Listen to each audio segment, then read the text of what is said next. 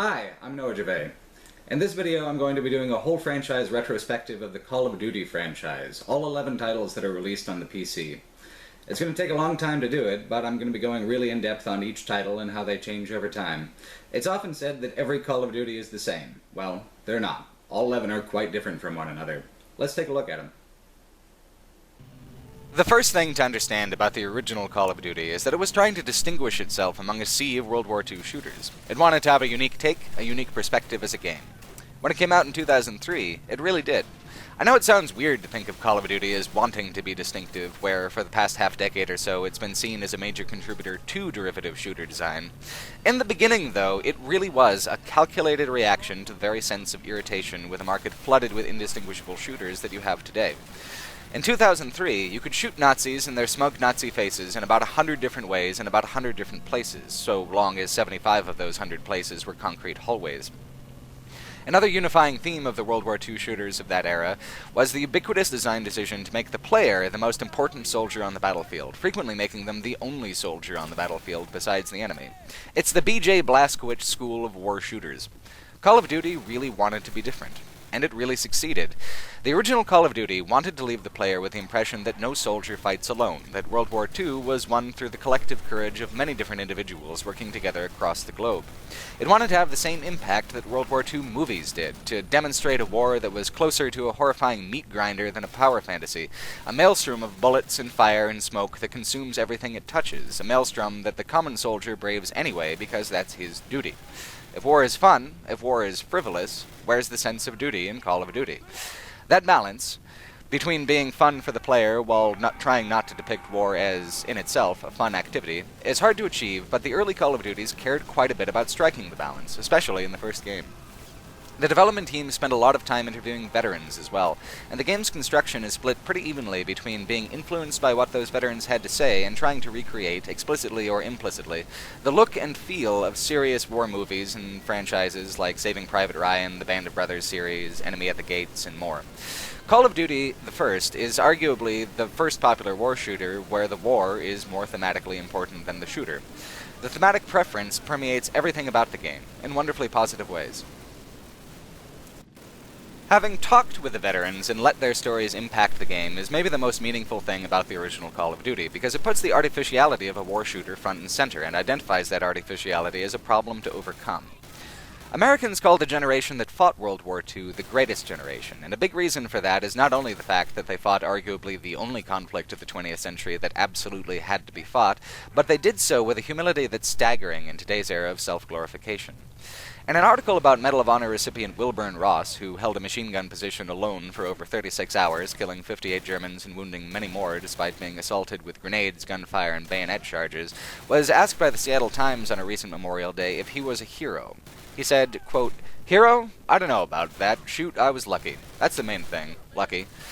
Then when asked what receiving the Medal of Honor in a stadium in Nuremberg close to the end of the war meant to him, he said it meant, "I could just go someplace and sleep for a month." His matter-of-factness isn't unusual. It's one of the most celebrated cultural characteristics of Americans from that era. These men, boys and men, fought the war because they were asked to, by a country that they believed in, and they didn't come back until the job was done. They didn't see it as a divine mandate or an opportunity for personal glory. It was a job. Flat out, it was their duty. They did the job, and then they thanked whatever they wanted to thank if they lived. It's a perspective that's severely at odds with the values of a shooting game. A shooter says, do these things for fun, do them because you're amazing and special, do them to be the best of the best and win. In a game, you hold a machine gun position against overwhelming odds because you're doing it to feel good about yourself, to feel empowered. In a real war, of course, you're doing it because you don't want to die, and you don't want the folks on the receiving ends of your bullets to kill your friends either. There is a fundamental incompatibility between the way a game constructs war, as a game, as something fun, as something an individual can themselves win, and the way war actually manifests in the real world. Some games, and later Call of Duties, ignore the disconnect and try to have their cake and eat it too by making war seem gritty and awful, but encouraging to revel in every blood-soaked minute of it. Call of Duty the first does not. It acknowledges that it has no way of ever powerfully portraying war while still being fun. So what it does instead is make a game that expresses its fun through glorifying the soldier over the war, through the positive and profound ways that the soldiers themselves made it through the war with their humanity intact. Movies have always had an easier time navigating this problem, the problem of making entertainment about atrocity, because movies have a much higher degree of tone control than games do. Movies can control their pacing in a way that games can't, can control what's shown and what isn't in a way that games can't, and can control and express a thematic message with greater clarity than games can. Accommodating the player, their skills, and their perspective puts games at an artistic disadvantage this way. Think about Saving Private Ryan, one of the biggest movie influences of World War II shooters of all stripes. What's the most impactful moment of that movie, from its many? Is it the confusion, blood, and triumph of its opening scene on D-Day? Or is it when Tom Hanks tries to prevent the execution of a POW by finally revealing to his squad that he used to be a schoolteacher before all this? Or is it the horrifically tense, quiet scene of the knife fight towards the end, where two soldiers grapple wordlessly until one of them is dead? These three things, spectacle, compassion, and savagery, are at the heart of any piece of war media. Most games only care about the first and third things, and they care disproportionately about the first because using game technology to portray the spectacle of war is where games can really distinguish themselves. A truly great narrative in a war game won't be impressively different from a truly great war novel, memoir, or movie. Even Call of Duty doesn't develop its characters remotely as much as Saving Private Ryan does, but it does acknowledge that soldiers who fight for each other as much as they do for an idea or for an objective. So Call of Duty designs its levels to let you be part of a larger conflict, shows you vignettes from multiple perspectives in multiple theaters of war, to give the player a composite impression of conflict, to separate the player from the soldier in the digital world. You're not the guy with the boots on the ground. You are just Player One, peering for a short time out of the fictional eyes of many hypothetical soldiers. The game has three campaigns that tackle World War II from a slightly different angle. The straightforward American campaign, where you participate in the airborne infantry's pre- and post-D-Day activities and camaraderie is emphasized. The British Special Forces campaign, which emphasizes the tactical precision required from individual soldiers. And the Russian campaign, which emphasizes the helplessness of individuals within a war that threatens to swallow them whole. You can't talk about the campaigns without talking about how heavily they borrow and steal from Hollywood, though, even if the game does that stealing to positive effect. The American campaign is about 30% a direct clone of HBO's Band of Brothers, from choice of perspective and conflict, like how both focus on the airborne on the eve of D-Day, to deliberate recreation of scenes, to trying to duplicate its banter and social mood. It used to be that games trying to be like movies was seen as a possibility to aspire to, rather than a criticism of laziness in the design. Serious war movies and media, like Band of Brothers, are impressive and moving, the result of a lot of careful consideration. Call of Duty's interest in replicating these things isn't out of laziness, but the opposite. These acts of imitation are hedges against the kind of ridiculous self-glorification that games are kinda known for. Starting with the kind of emphasis and assumptions Band of Brothers makes, lets Call of Duty start building on those themes immediately and uniquely within the format of a first-person shooter. As a movie, it would be incredibly derivative, a war movie mashup. As a game, Call of Duty transcends this. It has different things to say than Band of Brothers does. Band of Brothers is a character-driven story, and following the airborne through the whole arc of the war. Call of Duty is driven much more by themes than by character. You only really get to know 2 or 3 characters in its campaign, not counting your silent protagonists. What you have instead is a horde of fellow soldiers who all have names, who you fight alongside, and who die alongside you. When you do well, more of them live. When you do badly, their bodies litter the ground. People sometimes complain about this as a gameplay device. How dare the computer allies steal kills from the player? But these waves of computer-controlled soldiers washing over the enemy and rolling back again are a defining feature of Call of Duty. They provide the motivation. Why advance? Your comrades are dying. Why retreat? The same. The battlefield is no longer something a player is supposed to completely control. They become part of the larger push-pull of conflict. Games like Battlefield 1942 used multiplayer to explore the idea, but Call of Duty has traditionally been extremely good at showing this dynamic in a single-player context. Contrastingly, the British campaign does have a few moments where it becomes a regular corridor shooter, like inside a Nazi hydroelectric dam or trying to sabotage a naval vessel. But its focus is different too. As British Special Forces, you see different conflicts, pursue different objectives than the camaraderie-focused American Airborne. Captain Price, who you rescue during the American campaign and work with in the British, is a classic rally the lads and get the job done British badass. Stoic, wry, and deadly. These missions are all about the plan, executing the plan, and then strategically compensating for failures in the plan.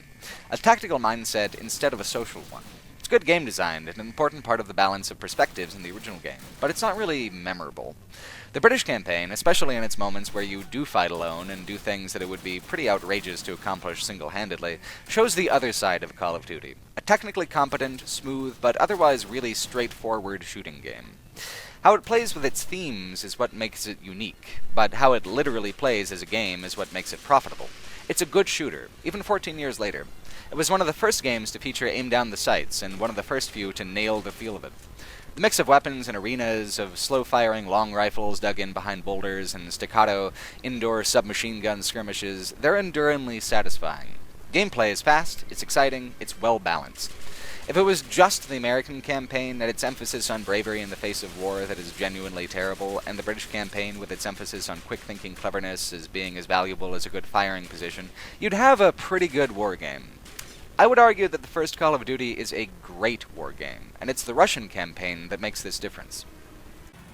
The opening scene of the Russian campaign is one of the most famous moments in gaming history, and that moment is stolen almost shot for shot from Enemy at the Gates, a movie about two skilled snipers during the Battle of Stalingrad. This stuff doesn't really matter, though. There's such a difference in watching Jude Law attempt to navigate this environment and digitally attempting it yourself from a first-person perspective, that it highlights the few ways in which games can provide a unique experience that other media, like movies, cannot. As you move across the river into Stalingrad, one man gets a rifle, and the next gets a little ammunition, and follows the man with the rifle until he dies, and the second man can pry the rifle out of his cold, dead fingers. You do not get to be the man with the rifle in this mission. It's important to note that this comes more than halfway through the game. As a player, you have never had to deal with an extended moment of total powerlessness yet. Now you do. The first level forces you to rely on the kindness of other soldiers to survive, forces you to deal with a combat situation where you cannot fight. You're just another one of these replaceable dark figures in a thick wool overcoat. You're treated no better than a replaceable part, and the player struggles against it. I am human. I am important. I deserve to fight for my right to live. This powerful level reminds you that, as far as war is concerned, individuality and fairness hold no meaning or weight. The situation of war destroys everything equally. To quote Ernest Hemingway, as the franchise itself does, along with many other anti-war quotes from generals, presidents, and artists, they wrote in the old days that it is sweet and fitting to die for one's country. But in modern war, there's nothing sweet nor fitting in your dying. You will die like a dog for no good reason. The Soviet campaign is all about this. Trapped between Stalin and Hitler, there is nothing but to fight or to die, and the odds are stacked really heavily towards die.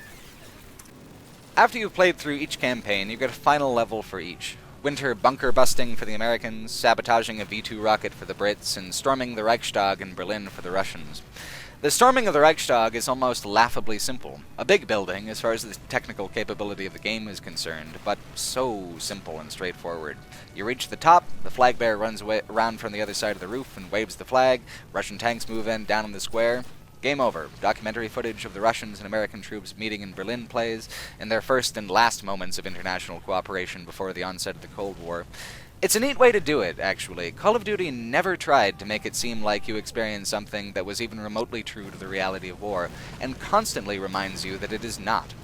As an ending, it's an ending along the lines of, if you enjoyed this game, you might also enjoy some real history behind it.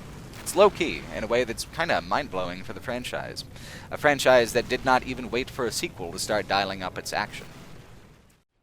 The original game is like a concept test for this whole battlefield war shooter design. It's got all the ideas, from tank battles to on-rail driving sequences to designing levels as a mix of realistic architecture and tactical opportunity, but the execution of the first game is kind of soft, comparatively. United Defensive, the game's first lengthy expansion pack, learns everything that the primary game was trying to teach and then doubles down on it. More action, more environmental variety, a greater intensity, a greater urgency. All of it backed by being surrounded by soldiers of both sides in a conflict that guides the player, not vice versa. United Defensive is one of my favorite titles in the franchise, and it doesn't get discussed nearly as much as it ought to. Although the first game and United Defensive use static instead of regenerating health, it establishes the rhythm that defines nearly every other Call of Duty. The scope of the action set pieces, their swiftness and brutality, are the same. It also establishes one of the less recognized but critical characteristics of the franchise: gorgeous environmental artistry. There are genuinely amazing artists who have worked on Call of Duty games, even the bad Call of Duty games, who craft the vividly colorful and tremendously detailed environments you shoot through. Each Call of Duty, when it's new, strives to get the absolute most from the technology it uses. Sometimes they really squeeze digital blood from the stone, and United Offensive is a great example of this. It uses the Quake 3 engine, for God's sake, and while certain vistas are kinda dated looking, there are as many moments that look way beyond what a 2004 Quake 3-driven shooter release should be able to accomplish. One of the most memorable, of course, is the bomber level from the beginning of the British campaign. Borrowing a little from Memphis Belle, the level puts you in a B-17 high over Europe, as you defend against a sustained air assault and take over the gun positions as your crew dies, man by man. It's even got the super classic crank open the bomb bay doors and release the bombs moment. Again, the fact that these are war movie cliches does nothing to really diminish the excitement of the first-person player-driven experience of them, especially with the enduringly attractive environmental design and kinda low-key presentation. The best thing about United Offensive, and Call of Duty games on the whole, is the tremendous variety in levels, theaters of war, and how the player engages the situation. No single Call of Duty is longer than about 6 or 7 hours or so, and United Offensive isn't much longer than 5 hours. When you pay $60 for a game like that can seem a little cheap. But the breakneck pacing of the games, especially in the war vignette style of presentation that the early games have up through Modern Warfare, is a real virtue. In United Offensive, you'll play through some amazing winter battles in the American campaign, blitzing through a series of villages and towns, culminating in defending against an overwhelming counterattack on a half-destroyed manor. The same focus on camaraderie and wartime fraternity is there too, bolstered by returning characters from the original campaign. It's a big, long war, and fighting alongside these guys across so many different fronts really does drive home an appreciation for just how much the men who really fought the war went through. It takes a lot of immersion, both in the narrative and game world, to make you feel like you went through a harrowing experience, but it doesn't take half as much to construct tactical situations with just enough historical authenticity to make a player thinking about just how harrowing an experience it must have been for the people who were actually there. And it must have been pretty terrible. Of course, for the player, it's a ton of fun. It's great adventure, it's very exciting. The game parts are meant to pique a player's interest in the history behind them, not to directly represent that history in any realistic way. The British campaign, beginning with the bomber and then continuing on through a number of discrete operations like blowing up a Nazi railway and shooting automatic weapons out of a motorcycle sidecar, is a particular delight of gameplay variety. The Soviet campaign, comparatively, isn't quite as varied, but it does have a brutal momentum to it. There's nothing with quite the impact of the arrival at Stalingrad in the primary campaign, but the environments are much greater in detail, richer, grander, and the combat situations are harder to play through and wider in scope than in the primary campaign. The only flat note is the tank sequence. The tank was a cool idea, admittedly, but irritating to control in the first game. In United Offensive, it is just as hard to control, but the level is considerably more difficult. Still, the whole of United Offensive refines the concepts and rhythms that the first game established for the franchise, cranking up the intensity to a more frenetic, exciting peak. It's not really that surprising, then, when you consider the massive successes of the first game and of United Offensive, that Call of Duty 2 still feels a little ahead of its time. Which is to say that it plays in exactly the same way as all 8 games that would follow it. When people say all Call of Duty games are exactly the same, they're somewhat right, at least in terms of formatting. Each Call of Duty plays the same, that's true. But each is quite unique in how it arranges and values everything that isn't related to controlling your character and the rhythm of play. Each game has regenerating health, 2 swappable weapon slots, 2 grenade types, checkpoint saves, dozens of foes and dozens of corpses on screen at any given time, topped with exceptionally polished gunplay and technically impressive textures and effects. It is the very definition of a AAA action title, and Call of Duty has certainly taken the banner for what AAA action titles would be like for years to come. But back when the second game came out, this was a relatively new and exciting kind of game. And the backlash against AAA titles in recent years, or at least the dropping off of respect a lot of gamers seem to have for them, it seems like people have forgotten how exciting the push for better graphics and bigger explosions was back in the day. A lot of the design values that AAA games still venerate came from this exciting period where making a game as smooth and gorgeous as Call of Duty 2 was on release was an accomplishment in itself, and that for a game to perform well and to sell well was something to make it admirable. Nowadays, I hear very little besides bitter grumbling about games that become popular, like it's some kind of betrayal of the medium to be a breakout hit. When Call of Duty 2 came out, the gaming community was smaller, and a massively polished and popular action game that brings in new gamers who might not otherwise have even tried a game could not be anything other than good. Call of Duty, as a franchise, had a lot of respect in the early days. Respect given for good reason. Call of Duty 2 is one of my favorite World War II games ever released. Variety and momentum were the key to the first game's success, so it's no surprise to find a lot of it here. Call of Duty 2 is especially notable for how many different, infrequently discussed fronts of World War II it covers, the most interesting of which is in the British campaign, taking place predominantly in North Africa. Besides Patton, I can't offhand think of any war movie that focuses on the North African front. Not a lot of people still remember that the Germans occupied it, for the most part. People who never saw Casablanca don't, anyway.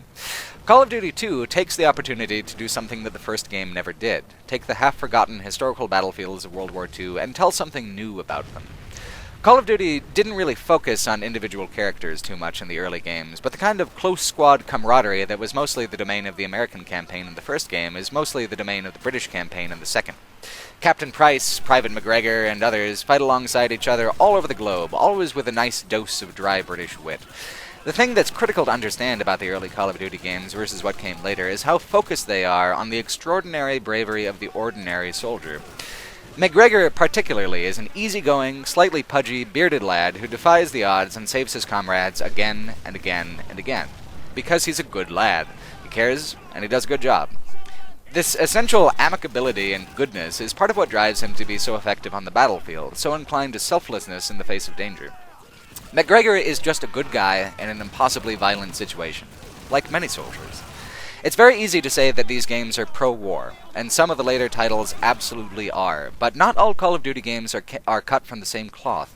Call of Duty 2 principally glorifies the common soldier, glorifies the courageousness and sacrifice that everyday people exhibit in these extreme circumstances, and in a draft-fed army like you got in World War II, it is absolutely everyday people doing the fighting.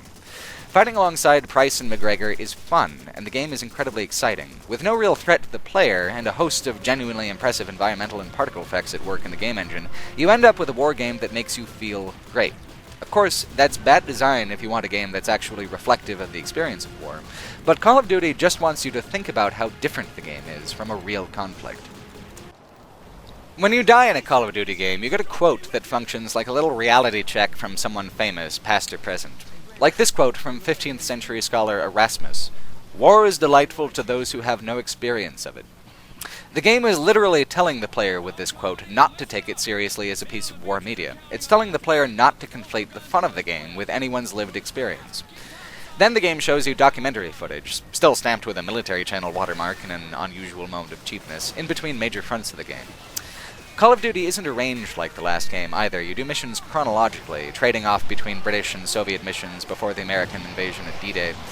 The best part of the American campaign, and for my money it's most effective, is not the D-Day sequence. That's been done, even if Call of Duty 2 deliberately chose a beach other than Omaha to do it.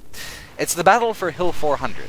In the game, this battle is a protracted, multi-level engagement that includes the occupation of a rain-soaked village, a tense uphill battle across a fortified woodland to the top of the hill, and then defending against a genuinely massive German counterattack. The last level, the counterattack, is an especially hard one. I died over and over trying to beat it. When I finally did, I thought, well, that was a lucky thing. Then I thought, this actually happened. Historically, Hill 400 is a savage miracle. Of the Army Rangers who fought their way to the summit, 40 were left to hold the top of the hill. Hill 400 offered an observational advantage point over Nazi troops preparing for what would become the Battle of the Bulge, so top Nazis sent in hundreds of German paratroopers to try to retake Hill 400, along with near-constant artillery attacks. Those 40 Rangers got cut man by man down to 20, but they kept control of the hill all the way through to the next day when reinforcements arrived. That seems like a video game cliché. A bitter last stand against hundreds of Nazi elite in a snow globe of shrapnel and blood. That wasn't a video game plot. There were 20 survivors of that historical reality. The unreality of the video game, the knowledge that when the player dies on Hill 400, they'll just start over from their last checkpoint, and when they're shot, they can just duck down for a few seconds, let their health regenerate, actually just underlines how awful a real war is. Play Hill 400. Now play Hill 400 and don't get shot once. Imagine that you really know the little digital ragdolls being blown to pieces around you. Really know them as actual people. The disconnect is not bad. It is intentional. Call of Duty 2 is a game that wants you to have fun. It is a game that is remarkably good at pointing out that war is not really a fun thing. Really, the only soft-hitting aspect of Call of Duty 2 is the Soviet campaign. The first game's Soviet campaign was pretty much its most distinctive feature as a World War II game, so instead of branching out to unexplored fronts like the other two, it pretty much just goes for more of the same in a much higher video fidelity. Its highlight level is the pipeline one, where the bullets piercing the pipe in brilliant and deadly shafts of light was a crazy and beautiful effect on release, and the whole design of the level still holds up. It's a massive, sprawling industrial yard with multiple objectives that, once you decide to pop out of the pipe, you can do in a more or less freeform order. It gives the player a kind of tactical freedom that is not typically associated with the predominantly linear Call of Duty franchise, and it works really well. Depending on what you value in a shooter, it might be the best level in the game, but all the color and all the variety of the campaigns are in the American and British ones. The next Call of Duty game would also try to keep a wide variety of campaign perspectives, but it would go to a different studio, Treyarch. Infinity Ward had been responsible for the first two Call of Duty games, but the third one, in addition to going to a different studio, would also be a console exclusive. I don't own any consoles, so I'm not able to play it or discuss it, outside of the fact that there is a Call of Duty 3, and it was the first Treyarch title. We'll pick up the Treyarch games with World at War, but this is why this video is subtitled For PC. I also won't be covering the half dozen or so Call of Duty branded titles released on other miscellaneous consoles and handheld devices. For PC gamers, the next Call of Duty would be the one that almost everyone agrees was a smash success: Call of Duty 4: Modern Warfare. There were too many World War II shooters in 2003 when the first Call of Duty came out. By 2007, it was clear that Call of Duty was going to have to branch out to stay relevant. What they did to branch out was make a shooter so solid from its mechanics to its pacing to even its basic plot that it is still a thrilling and impactful title. It's a war shooter that needed so little tweaking that the series began its slow decline in quality soon after, simply by continually chasing the shadow of the fourth game as years roll by and patience thins. We've had 8 years of shooters, Call of Duty or not, that are trying to be like this game and failing left and right. What I often don't hear is, outside of the tightness of its construction, it was also simply the right game at the right time in terms of tone and technology. In 2007, popularity of games was finally starting to enter the mainstream, and Modern Warfare was one of the first games to capture the imagination not just of gamers and people who enjoy electronic media, but of mainstream journalists as well. It's because Modern Warfare drinks directly from the deep well of discomfort the Iraq War brought into American pop culture. If this game had come out closer to 9/11, there might have been a backlash against it not being patriotic enough. Coming out in 2007, Modern Warfare is defined not only by its smooth and charismatic gameplay, but by its palpable uneasiness with American military might. We'll talk about how later Modern Warfare titles do their damnedest to undermine all of that, but Call of Duty 4 carries an ambivalence towards war that's at once in keeping with previous Call of Duty titles at this point, and that also differentiated it from almost every other war shooter on the market in terms of tone. It's fascinating, a playful reconfiguration of franchise formats with a politically plausible modern-day thriller underneath. It's a genuinely good sequel that way, carrying over the spirit of the franchise while delivering something genuinely novel in the execution. The Russian campaign is eliminated, although there are certainly Russians in the game. Instead of separate campaigns stretched across years, Modern Warfare switches perspectives between a British Special Forces operative and an American Marine. Each campaign takes tonal cues from how the original Call of Duty structured those campaigns. The British would be about careful, covert tactical operations and a clinical dispassion for killing, and the American campaign would focus on massive troop movement, large battles, and wartime fraternity between soldiers. The interplay of these two dynamics is one of the great driving forces of the game, both in the narrative and in the pacing. As the game opens, your Special Forces character raids a cargo ship containing nuclear materials. Then, your perspective shifts into an unfamiliar one, that of a deposed Middle Eastern politician who's about to get extremely shot in the face. You're driven through the city as the militants execute civilians, your supporters most likely. It's a sad, brutal pair of shoes for the game to put you in, and that is exactly what they're going for. These events that you witness are outside of the player's control, and the game events that happen over the course of the game continually undermine the player's sense of agency and their sense of accomplishment. Later Call of Duty games veer widely into the realm of uncritical power fantasy, but Modern Warfare the First feels grounded in a pervasive sense of familiarity and plausibility. Like the original Call of Duty, it takes many cues from Hollywood's depiction of warfare, most obviously the contemporary classic Black Hawk Down. The execution of the politician whose eyes you briefly peer out of triggers a U.S. military response and an invasion of the desert nation's capital city. I was personally 14 when the Iraq invasion began, and I know I'm not alone in that I'll never forget watching the endless looping footage of tanks rolling across a smoking, shimmering desert while newscasters tensely ask themselves the same questions over and over again. The American campaign hits a weird nerve in the post-9/11 cultural consciousness. It goes right after the part that remembers the tanks and remembers the confusion and the subtle feeling that a major mistake was being made. This is where the interplay of the British and American campaigns really gets interesting. As they progress, it starts becoming clear that the invasion was provoked deliberately. The US invasion was something that was taken for granted. If the instigator, al-Assad, pushed the US far enough, then of course they would flex their military muscle and deploy in the same kind of shock and awe campaign that characterized the Iraq invasion. It sets the tone, both for the player and the plot. Of course, also, the action is exciting and fluid, and the set-piece battles are at an all-time high of quality design. It's fun. You feel quite powerful. You're using the most advanced military hardware in the world to absolutely smash the opposition, and you succeed well beyond your expectations. Yet, by slipping back over to the British campaign and learning that you're in a lot more trouble than you think you're in, that feeling of empowerment rings false, and the tension remains high, even though, in terms of the larger battlefield, things seem to be going really well. About halfway through an American campaign level, a helicopter pilot gets trapped down on the streets as the palace is captured deeper within the city.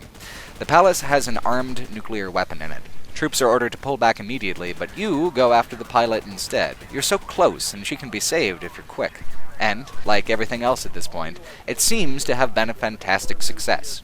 And then this. Attempting to disarm. I repeat. Everyone, hang on!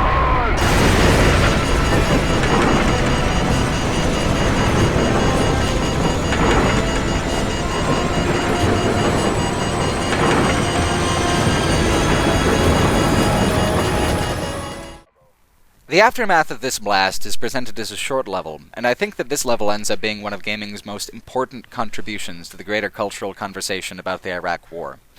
There's an incredible amount of pre-existing sentiment that this scene taps into and pulls to the fore. It's a moment that cements modern warfare as an enduringly meaningful title.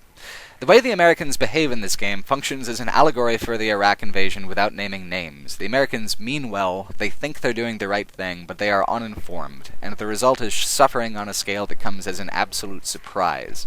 The Americans invaded a trap, a terrible trap that killed good people on account of hubris and stupidity.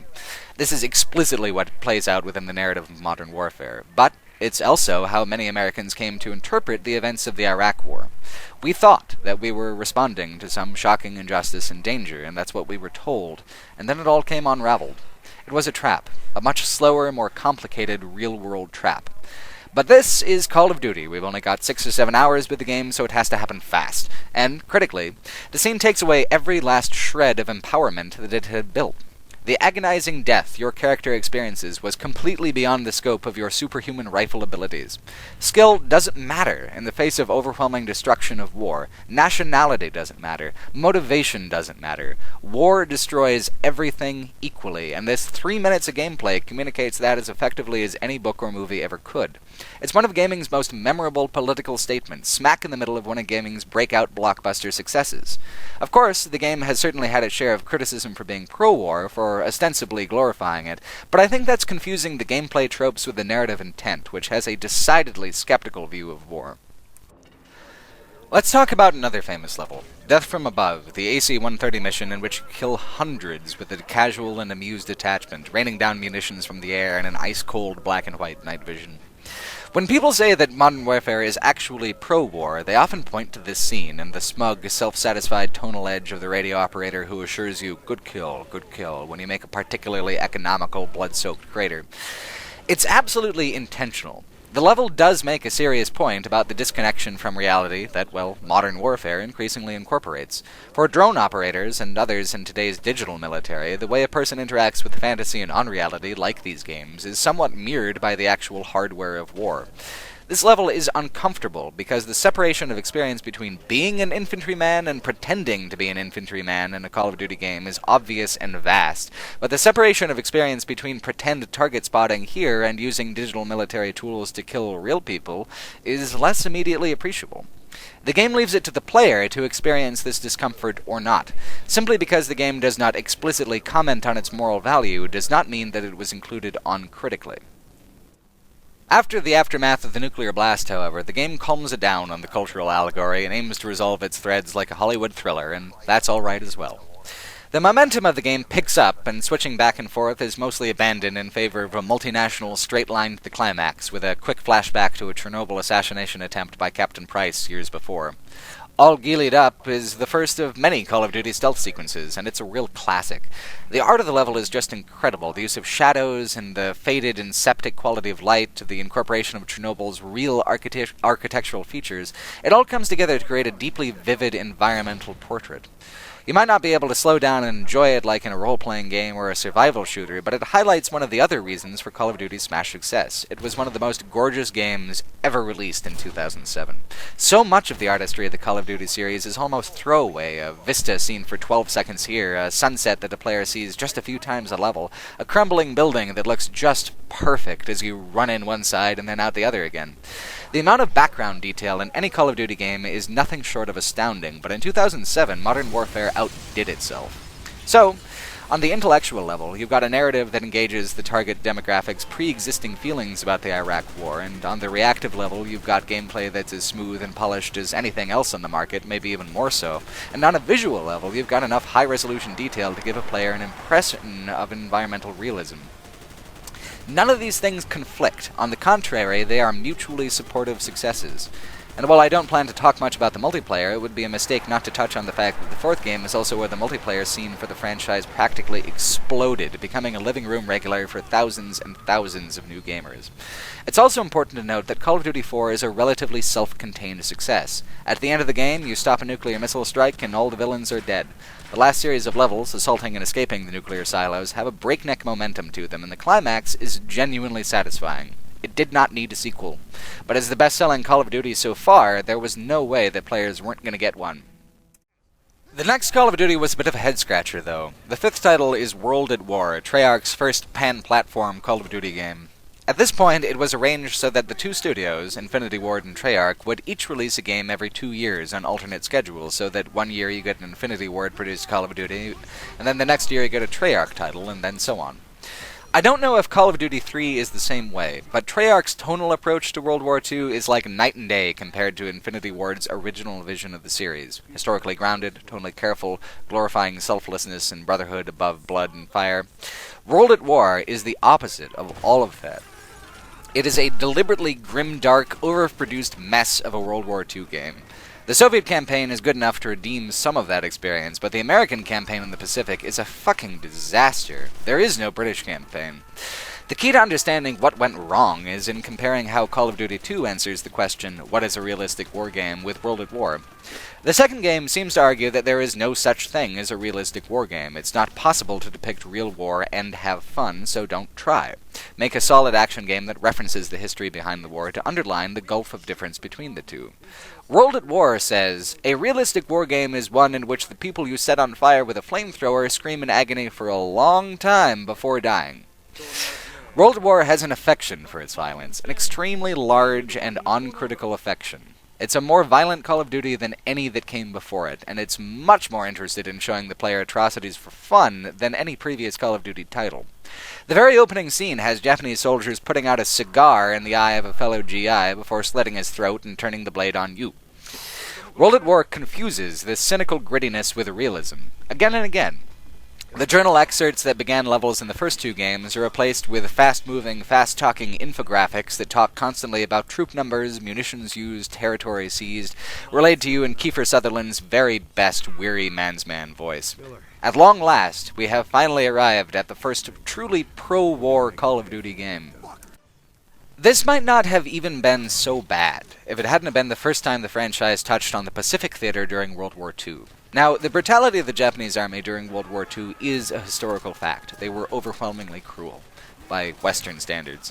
By Eastern standards, they were doing the job that their emperor was asking of them, just the same as a Kansas GI was. The main difference being that the guy from Kansas, having a Kansas to come back to, was his greatest motivation, but for the guy from Kyoto, to retreat or surrender would be a disgrace that would make homecoming impossible. Clint Eastwood is one of Hollywood's most conservative men, and even he felt that it was extremely important to examine the cultural differences between why and how the Americans and Japanese fought during World War II, and the result was two remarkable war movies, Flags of Our Fathers showing the American perspective, and Letters from Iwo Jima showing the Japanese. Letters from Iwo Jima is a particularly sad and remarkable film. It's extremely sympathetic to the overwhelming social pressures of conformity that drove Japanese troops to acts of violence that seem like evil for evil's sake if you look at it like an American. If the arch-conservative who played Dirty Harry is saying, slow down and look at this from both sides, maybe it's a more complicated situation than it looks like at first glance. World at War's attempt at dissecting this nuance amounts to playing hard rock electric guitar riffs while you melt the Japs with a flamethrower. I'm serious, they even ditched the Spielbergian orchestra soundtrack in places in favor of electric guitar nonsense. All Call of Duty titles have a self-awareness of themselves as a game.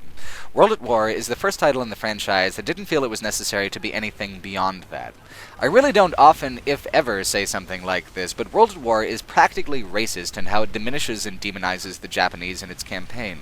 For the Nazis, for Germany, it is easy to demonize them because they demonize themselves. German and American cultural values are almost the same. Many American values come directly from the massive influx of German immigrants in its early history. We can judge the Nazis and find them inhuman because they did evil by the standards of their own culture as well as ours. The Japanese committed numerous war crimes against Americans, but also against the Chinese during World War II. That's history.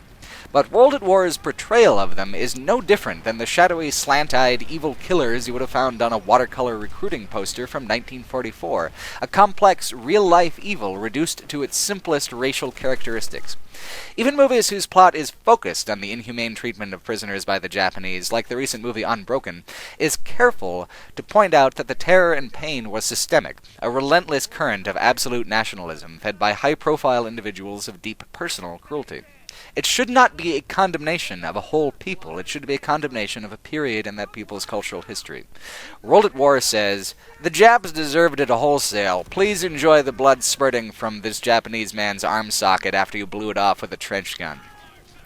World at War does not see itself as having any political message at all. It's a shooting game. Shooting games are better when they're bloodier, so make it as bloody as possible. It's a no-brainer, right? I agree. No brain was used in the making of Call of Duty World at War. Furthermore, World at War is deficient as a Call of Duty game on a general level, most notably in the level design. Where previous games did an incredibly good job at depicting a low-key environmental realism, World at War's environments are obviously battle arenas designed with cover, advancement, and grenade opportunities in mind. Previous games thoughtfully laid out those elements too, but disguised them with realistic architecture. Here, it's really obvious. Move to this cover, that cover, down the tunnel where they'll probably give you a shotgun, up to the next piece of cover.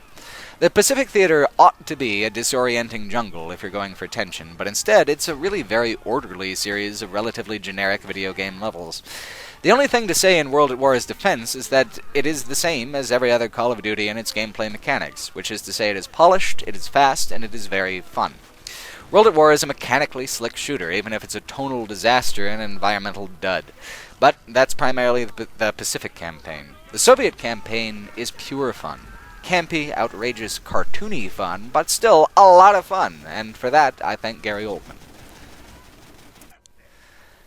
Gary Oldman does voice work for the most incandescently angry comrade ever portrayed in the video game medium, and he gets into the role so much that it reminds me of his performance as the dreadlocked drug dealer in True Romance. The fact that he has so much fun with it as Viktor Reznov gives the game an excitement and a pull that is greater than maybe it deserved. The tone for the campaign is just as deliberately violent and bleak, cartoonishly so, as the Pacific campaign, but there isn't the sense of taking itself so seriously. It's camp for camp's sake. It even borrows more scenes from Enemy at the Gates, making a derivative not only of Hollywood, but even derivative of previous Call of Duty titles. The thing is, this enthusiasm for violence and killing that the game has, the absolute glee it takes in blood and smoke, is one it wants desperately to share with the player. Reznov is the comic book embodiment of the Stalinist Soviet ideal. Absolutely unrepentantly nationalistic, unquenchably bloodthirsty, unbreakably tough. If he were to get blown in half, he would just take a swig of vodka and yell, "You don't need legs to knock the feet from under the fascists! Forward to victory!" Oldman could have phoned in this role and made just as much money. He didn't. Instead, he commits to it totally, and the enthusiasm is infectious. It also helps that some of the more amazing environmental effects are included in the Soviet levels, and the 2 orderly jungle levels of the Pacific campaign are swapped out for the same kind of rubble-strewn streets Call of Duty is famous for as a franchise. The HD update to the familiar settings of Stalingrad and Berlin is a positive one. There are moments and levels that are enduringly impressive in their technical construction and artistic composition. It's a further refinement of the franchise's long-running aesthetic priorities. And it even includes little moments where you ask to reflect on the killing you're doing, however briefly, like this scene where you're called on to execute a small group of German prisoners of war. You can do it fast, or you can do it slow, and burn them. Burn them all, for revenge. This scene lacks any moral weight, however. You're just choosing which special effects to use for the execution, after all. There is no real mercy involved. You have to kill them either way to finish the level. Simply showing brutality is not, in itself, a call to be reflective about that brutality, especially when the hard rock guitars are telling you what a badass you are for being the most brutal person on the whole damn battlefield. World at War ends with storming the Reichstag, like the original Call of Duty does, but the building is portrayed as being almost infinitely larger. It's split between 2 levels, one for the streets below and one for the long climactic flight through governmental chambers and up onto the roof. The original Call of Duty is practically quaint in how quiet of a moment it is when you finally do reach the top of the Reichstag. You look around, the other dude waves the flag. Yay, right? I beat it in the game! The way World at War handles it is pretty emblematic of all its bloated, self-congratulatory design. It won't do for someone else to wave the flag, it has to be you. And there has to be one last surprise, so you get shot by one last pistol-wielding Nazi bastard, who Reznov leaps out from behind you to hack to death with a machete, and kick off the roof so you can plant the flag without further incident. The war in World at War is supposed to be cool. It's supposed to be badass. Being the most violent and the best killer is how you yourself become a badass in this situation of war. A character like McGregor from Call of Duty 2 has no place in this game. Selflessness will just get you killed. It's a world of evil and blood, and an easygoing fellow like McGregor is just going to die and leave no trace. It's nihilistic, and nihilism has its place in war media, no doubt. But the nihilism of World at War is a false nihilism. The game does not truly think that nothing matters. It thinks that the player does, and with every step constructs situations where the player can pat themselves on the back for something. That's not nihilism, that's solipsism, which is a lot less useful to a piece of war media. It's possible that this refocus to a half-assed grittiness is a deliberate attempt to keep the franchise fresh. Thought you knew Call of Duty's take on World War II? Well, you ain't seen nothing yet. Pay for the whole seat, but only use the edge. It preferences what it thinks people who consume first-person shooters as a format want, or the franchise's traditional tonal carefulness. Players want the violence, the blood, the badassery. Maybe the franchise should be more about giving the player what they want. Modern Warfare 2 is very much a game about giving the player what they want, but it's a much more competently designed game than World at War, and has some of the franchise's most visually spectacular and exciting moments in it. Unfortunately, Modern Warfare 2 is also the franchise's crossroads title. It's when the values that characterized the first 2 games, both in the game design and the narrative, began to demonstrably shift towards something different. When the first Modern Warfare came out, it wanted to be something genuinely novel, and Lord knows it was. That same push towards giving the player a new experience is severely tempered by the equal, if not more powerful push to be a commercially successful sequel to a smash hit. Since the previous Modern Warfare title didn't actually leave many narrative threads for the series to move on with, it latches on to the few that were there, however slight, and uses these cardboard story elements to create a massive new plot that gets split between this and the third Modern Warfare title. Call of Duty 4 didn't have any of that baggage. It got to explore its themes however it wanted. Modern Warfare 2 can explore its themes too, but only in a way that's supported by sufficient brand recognition. While other Call of Duty games had typically gone to movies as a primary source of inspiration, this one is predominantly self-referential. Yet, it still manages to pull off set-piece battles that are as memorable and charismatic as they are frenetic and savage. The game begins 5 years after the previous, with a faction of ultra-nationalist Russians seizing political control over the country following you martyring their leader at the end of the previous game. It's flimsy, to be generous.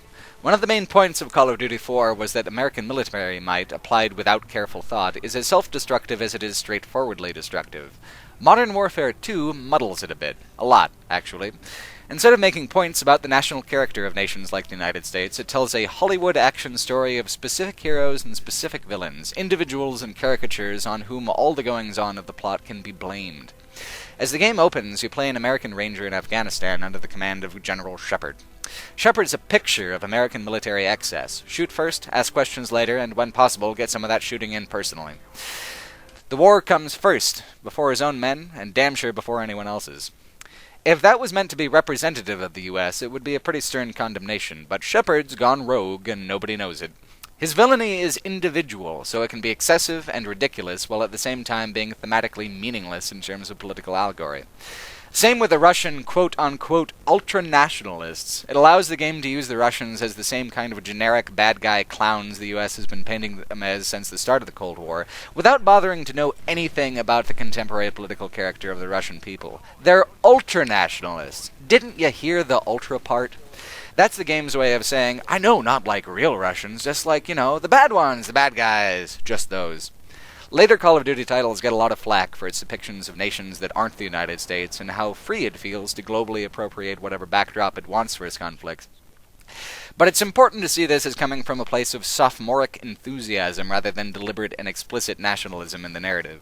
The Call of Duty franchise, beginning with Modern Warfare 2, is a Hoover vacuum of anything and any culture that fits its definition of ripped from the headlines cool, and then that culture gets digested and shat out as a high-definition thrill-ride power fantasy that is so much more about player ego-stroking than it is about making a deliberate statement. That's not to say Modern Warfare 2 doesn't try to make deliberate statements, it's just that it's not very good at them anymore. No Russian is, of course, the most controversial moment of the game and of the franchise as a whole, seeing as it's the level where you mass murder an airport terminal full of civilians. Alan, your American ranger from the first couple levels, gets tapped by General Shepard to go undercover as a compatriot of Makarov, new poster boy of the ultra-nationalists. Makarov says, "We're going to be doing a lot of murdering." Alan says, "Well, okay." I'm not a big fan of this level, and most people aren't. It's pretty easy to condemn it based solely on the content of the scene, but I think that it's pretty clear that it fails to even leave the impact that it sets out to leave. This level only serves to undermine the inherent frivolousness of the game, its artificiality, at the moment when the game thinks it's being the heaviest. It comes back around to Call of Duty's central dilemma. What is a realistic war game? While Call of Duty 1 and 2 told non-linear vignettes to give a composite impression of a historical conflict, Call of Duty 4, as deliberate allegory, told a linear narrative. World at War tried to return to the vignette structure, but its overproduction made that jumping around more confusing than illustrative. Modern Warfare 2 goes back to the linear narrative, a narrative that, being based in fictional characters and a moving plot rather than a general and unchanging historical basis, requires a suspension of disbelief. Call of Duty 4 kept the disbelief well suspended on cables of plausibility and shared experience. No Russian fucks with the suspension of disbelief in an irrecoverable way. You can experience No Russian in two ways. You can be invested in the narrative and see this little digital airport terminal as a real place with real people, which means you are complicit in a real fake atrocity. An atrocity that uses the game mechanics that are meant to make a player feel skilled and powerful, which means they're putting in a scene that's supposed to say something powerfully meaningful about the ease of human cruelty in the same game where you just jumped a snowmobile off a cliff 10 minutes ago, and they're expecting it to work with little transition between the two moods. Or, alternatively, you can experience the digital terminal as a digital playground and think, how many of these suckers can I get before the crowd disperses, and play the level like every other Call of Duty level, like an action level. No Russian even is an action level. When you're done with the mass murder, there's some generic combat against armed first responders to play through, regardless of if you've bothered to take the level seriously or not. Aftermath, in the first Call of Duty, was powerful and impactful because of how it negated the player as an independent actor, reminded them that war consumes everything, even them. No Russian is just another level, but one that demands that you choose between either taking it seriously and doing terrible things, and not taking it seriously and throwing out your investment in the story's sense of reality. Luckily, the level is also intended to be the plot catalyst for the thing that Modern Warfare does get really right, moving the action of combat onto American soil. Makarov knew Alan was Shepard's plant, so he shoots him and leaves him at the scene to put the blame on America, not without merit. Of course, that's all Shepard and Makarov. With them there in the narrative, all implied political criticism is completely deniable. This provokes the ultranationalists to invade the US. Oh yes, this is also the game where Call of Duty's cinematic references move away from the Thin Red Line over to Red Dawn. It's politically nonsensical and frankly pretty dumb, but America Under Siege as a gameplay setting for Modern Warfare 2 is anything but stupid. They're the best levels in the game in terms of excitement, in terms of novelty, in terms of impact. It's ultimately too bad that Modern Warfare 2 had so much invested in trying to be a direct sequel to Call of Duty 4. Had it been free to develop a justification for a foreign invasion of the US from scratch, they could have done a much better job than they did trying to work with the previous game's leftover plot scraps. America is not prepared for an invasion, and suddenly your new American character is part of a losing battle on a suburban battlefield. It's a tone shift that really works, and one that lets flow the kind of uncritical joy of military action that World War II shooters can traditionally enjoy. The uncritical joy of fighting a battle whose need is obvious. It doesn't matter that nobody's actually burned down Washington, D.C. since the War of 1812. You put armed Russians in the Oval Office, and the feeling of justification in slaughtering them all with automatic weapons is palpable. It's the kind of symbolic dog whistle the game needed to pull a player back in after No Russian and a quick, heavy-action detour to a South American slum that did not really help the impression that Modern Warfare 2 is kind of thoughtless in what it chooses to include. Being a well-equipped First World soldier tossing frag grenades in the windows of some of the world's poorest residences to kill its armed poor residents seems really tasteless. Tossing frag grenades through the windows of a McMansion to clear out an occupying invader seems like a hell of a lot of fun, and it is. A protracted fight in a suburban strip mall is especially memorable. Remember the Burger Town might not have the same ring as Remember the Alamo, but it feels more true to my experience as an American myself. The latter half of Modern Warfare 2 ends up formatting itself like the first half of Modern Warfare 1, with the American campaign focusing on large military movement and set-piece battles, and the British campaign, or more accurately the Task Force 141 campaign, is about precision operations that advance the details of the plot, what plot there is. Captain Price also makes a dramatic reappearance, and his role in the franchise keeps getting stranger as he decides, quite on his own, to launch a nuclear missile at the east coast of the United States, detonating in midair for an EMP effect that would cripple both sides of the fighting there. So, yeah, the thing you spent last game preventing, Price does himself as just one of many plot points. And it's a graphically beautiful moment, stupidity aside. You witness the detonation from an unlucky astronaut's perspective, and what Price does saves your American character's life in the nick of time. The idea, perhaps, is that Price is willing to make the calls that countries don't have the guts to make. Same with all the characters, really. There's a pervasive sense that all of the relevant global politics at work in Modern Warfare 2 boil down to a handful of people, individual people, who don't particularly care for one another. It's action movie storytelling, which is fine because Modern Warfare 2 only ever really wanted to be like an action movie, and on that level it really succeeds. It's consistently fun to play, its artwork and its level designs are completely reflective of its enormous budget. Modern Warfare 2 is polished to a sheen that many other games simply never could achieve. These games, the later Call of Duties, make an enormous amount of money, but the fact that they can do so without making any gameplay innovations is not necessarily in itself a bad thing. Any highly polished game is expensive. Having games as high profile as Call of Duty games are, especially in how they cross so heavily into mainstream pop culture, shows that games as a medium are worthwhile business endeavors. It takes only one person to write a book. To make a game, it takes hundreds of people, thousands of hours, millions of dollars. That's intimidating to people who are looking to put money into the medium. So you have a franchise like Call of Duty, and the folks with the purse strings can point to it and say, you can make that money back many times over. The problem comes from thinking that a game has to be exactly like Call of Duty to be that profitable. The bigger problem comes from thinking that making money is the most important thing that a Call of Duty game can do. At first, for the first few games, these games had interesting and important things to say about war and politics. They took these things seriously. What happens when you make a Call of Duty game that completely embraces its own frivolity? Now that we're on the 7th Call of Duty, you may be thinking, what American wars are left to cover? Well, there's always Vietnam. Vietnam and so many more shadowy and half-forgotten Cold War conflicts that are mostly brought up as a way for professors to spite people who aren't reading their textbook in American History 102. While the cultural significance and historical memory of World War II is extremely vivid and that of the Iraq War is recent enough to be remembered clearly, the blood-soaked miscellany of American military might in the 60s and 70s is a bit of a question mark. They could do what the first game did, focus on veteran stories and try to paint a historical composite of the experience, but this is a Treyarch title. Call of Duty's Vietnam is a Vietnam constructed entirely from Wikipedia and premium cable, something so blatantly disconnected from any kind of textbook history that it has its own bizarro world cartoon logic whose energy is surprisingly easy to get caught up in. If you know anything about Vietnam, this is not it. If you know nothing about Vietnam, this is literally every Hollywood cliché there ever was about it, compacted and repackaged in a visually spectacular action extravaganza. Black Ops takes only the flavor and headlines of the era, filling in the details with a kind of ultra-violent take on the Manchurian Candidate, creating a comic book pastiche of tough guys doing tough stuff in cool locations. It's Treyarch's best Call of Duty title as well.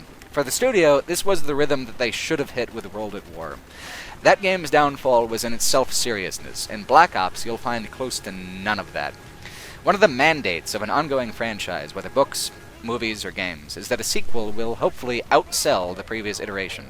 The push, especially in games, for the sequel to be more action-packed, more globe-trotting, more story-driven, pushes Black Ops into a frenzy of over-the-top nonsense that is more fun to play than any of the next 3 Call of Duty games.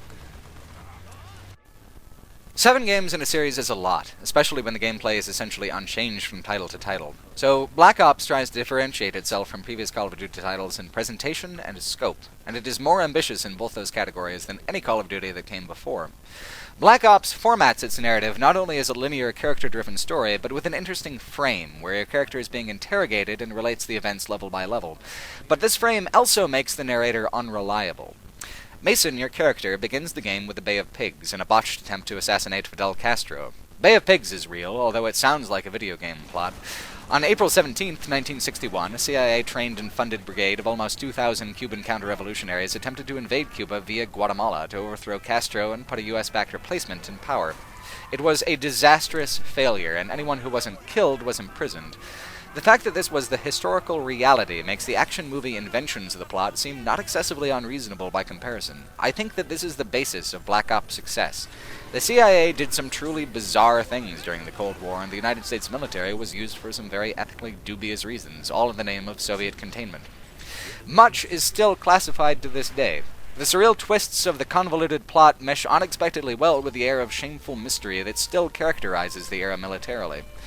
On account of the failure of the Bay of Pigs, Mason is captured by a coalition of Soviets and ex-Nazis who stick him in a gulag and brainwash him. Or try to. In the gulag, Mason meets Viktor Reznov, voiced again and with equal pleasure by Gary Oldman. Reznov does some brainwashing of his own while he has Mason's attention. Mason must take bloody revenge on those who wronged Reznov and murdered his most treasured friend. Petrenko, your character from World at War. You see, the story goes that the Nazis had a super weapon they never got to use, a gas called Nova 6, which the Soviets captured in the chaos at the end of World War II. You experience it all in a knockout flashback level, one last fantastical round of Nazi killing before the franchise moves permanently into the present and future. In it, from Reznov's perspective, you actually watch your old player character die. It's an unexpected thing. Rarely do characters make it from one Call of Duty game into another, but the Treyarch games are all connected, with Reznov serving as their own Captain Price, a character in the game, but also a mascot for the studio. Mason escapes Vorkuta, the Gulag, with a secret agenda embedded in his brain. Reznov, it seems, does not. It does not appear that Reznov escaped at all. The interrogation that frames the game's story gives everything that happens a tone of total unreliability that really sells the nonsense of the plot in a charismatic way. And as careless as Black Ops is with its history and with reality, it shares a kind of psychedelic uncertainty that really does characterize most media about the Vietnam War, certainly all the media that influenced Black Ops. Apocalypse Now, The Deer Hunter, Full Metal Jacket, the stories Americans tell ourselves about Vietnam are mostly about how hard it is to tell a coherent story about Vietnam. It was the first war covered by American mass media, and it was the first war to realize that the media scrutiny did nothing to actually illuminate the surreal truths of the conflict. Tim O'Brien is one of the most celebrated veteran authors who's written heavily on Vietnam, and his most famous book, The Things They Carried, is principally about the failure of words and memories to express what happened. And it further illuminates the foolishness of thinking a game about war could be in some way realistic. Experientially, he describes the war like this, quote, "If you weren't humping, you were waiting. I remember the monotony, digging foxholes, slapping mosquitoes, the sun and the heat and the endless patties. Even in the deep bush, where you could die in any number of ways, the war was nakedly and aggressively boring. but it was a strange boredom. It was boredom with a twist, a boredom that caused stomach disorders. You'd be sitting at the top of a high hill, the flat paddy stretching out below, and the day would be calm and hot and utterly vacant, and you'd feel the boredom dripping inside you like a leaky faucet. Except it wasn't water, it was a sort of acid, and with each little droplet, you'd feel the stuff eating away at important organs. You'd try to relax, you'd uncurl your fists and let your thoughts go. Well, you'd think, this isn't so bad. And right then, you'd hear gunfire behind you, and your nuts would fly up in your throat, and you'd be squealing pig squeals. That kind of boredom. How could anyone ever possibly make a game that captured as that? Who would ever want to possibly play it? As far back as people have written about war, soldiers have written that its most definitive experiential characteristic is this malevolent boredom. It's the literal antithesis of Call of Duty's carefully manicured thrills. Interestingly, Treyarch did conduct extensive interviews and research with two veterans, Major John Plaster of the United States Army and Sony Puzikaz, formerly of the Soviet Spetsnaz. Instead of using these interviews to shape the game's tone and the narrative, like the first Call of Duty did, they mostly incorporated what they learned into the AI routines and animations of the game's enemies. Spetsnaz in the game will do the kinds of things that Spetsnaz are trained to do in real life, as do American Special Forces. It's a kind of technical authenticity that exists completely independently of any kind of emotional or historical authenticity, and it serves the game best. The plot needs the breathing room to do whatever willfully ridiculous thing it wants to do. When it's doing these things, when it's being a frivolous video game and nothing more, it does a fantastic and enjoyable job. When it tries to tackle more serious stuff, it hits a major wall. There's two scenes that could have been cut to make a more tonally consistent game. The first is where you, through the eyes of Hudson the CIA spook, torture a man by putting glass in his mouth and punching him in the face as a QuickTime event. It's really brutal, and since the whole game is filled with casual brutality, you could pretty much shrug your shoulders if it was one character doing it to another. Making the player do it is a bad call. I, personally, like the violence of Call of Duty since it's also obviously make-believe. I find some cheap thrill and excitement in it. But I'm not a sadist. Most players are not sadists. Making me brutally torture a guy is just one more way to have fun during the time I have with Black Ops is entirely unwelcome and kind of fucked up. In the German POW execution scene in World at War, you could make it slow or fast, but the inevitable result was death. You were, in an extremely minimum capacity, given at least some ability to express distaste. Instead, this torture is gleefully presented as if I am expected to be excited to enjoy a little game of glass in the mouth. Black Ops, like World at War, treats its violence affectionately. The second poorly chosen scene is the wholesale ripping off and inclusion of the Russian roulette scene from The Deer Hunter. The Deer Hunter is a bizarre, carefully constructed movie. The Russian roulette scene is its most brutally intense. But the point of it is that no character ever truly comes back from what happened, that the war left them all with a permanent distrust in the value of their lives. It's a heavy scene. It's meant to be presented seriously and then be considered seriously for the rest of the movie, of which there's a lot. Here, it's only included as a cheap Hollywood reference and a cheap bit of savage violence in a game already filled to bursting with savage violence. They should have left it out. Black Ops is best when it's trying to be fun and have fun, and lingering on a half-assed reproduction of a scene that was intended to be traumatic to the viewer in a serious and legitimate way back when it was in The Deer Hunter, does the game a really serious disservice. There's something they had in the 60s and 70s that I think Black Ops and the rest of the more recent Call of Duties function as a new expression of. Pulp adventure. These lurid tales of manly men doing manly things, like prying open the jaws of an alligator to punch it in the face, carrying a blonde woman through a hail of gunfire while firing 2 pistols at once, spitting in the face of an evil captor while maintaining a perfect hairstyle, all of these were literally painted in bold watercolor on the front of these willfully, unapologetically trashy novels. Sometimes they're not so bad. Hardboiled detective stories influenced the rise of noir movies, after all, and the likes of H.P. Lovecraft would be completely unknown if not for science fiction digests like Amazing Stories. By the time the 60s and 70s came around, though, pulp was doing its best to deserve its reputation as the go-to medium for trashy fun. People don't read pulp adventure anymore, of course, but they do play games like Black Ops, whose story hits all the high notes of pulp adventure. I think this further contributes to the fun of Black Ops. Even the over-the-top masculinity and deliberate, cynical violence of its world are period-appropriate when viewing Vietnam and beyond not from a historical lens, but from a pop-cultural one. It's especially easy to accept if you're sure in the knowledge that the Infinity War-developed Call of Duty you'll get next year will comport itself with a little more dignity. Wouldn't that be a fine balance? A trashy, narrative-driven Call of Duty half the time, a serious, politics-driven one the other half? Unfortunately, it's a balance that did not last even through the end of the Modern Warfare trilogy. What went wrong with Modern Warfare 3 is actually pretty complicated, but the simple and straightforward fact is that Call of Duty's reputation for lazy design and brainless jingoism stems from this game more than any of the others. It's also when the tide of respect really turned against the franchise. Earlier, the success of a game like Modern Warfare really did advance gaming as a whole, showing what games can do when they try, what they're capable of showing with AAA budgets. Even through Modern Warfare 2 and Black Ops, there was a sense that the franchise cared about advancing and developing its own tropes, repackaging and reinterpreting them so people don't get tired of it. Modern Warfare 3 is the laziest, most self-referential, and pointlessly derivative game of the entire bunch, and it still made $775 million in sales globally during the first 5 days of its release. You heard correctly, Modern Warfare 3 is the game that made almost $1 billion in 5 days by being less creative and more pandering than ever before. It's not hard to see why this irritates people. It's important to note that the $775 million globally in 5 days isn't just impressive for game sales, it is almost twice as much what the final Harry Potter movie took in during its first 5 days. Of course, it's $60 plus microtransactions instead of a $15 movie ticket, but from a business standpoint, this is impossible to ignore. Call of Duty, in 8 years' time, had become the highest-grossing piece of American entertainment ever. Ever. For doing, even compared to previous games in the franchise, pretty much fuck all.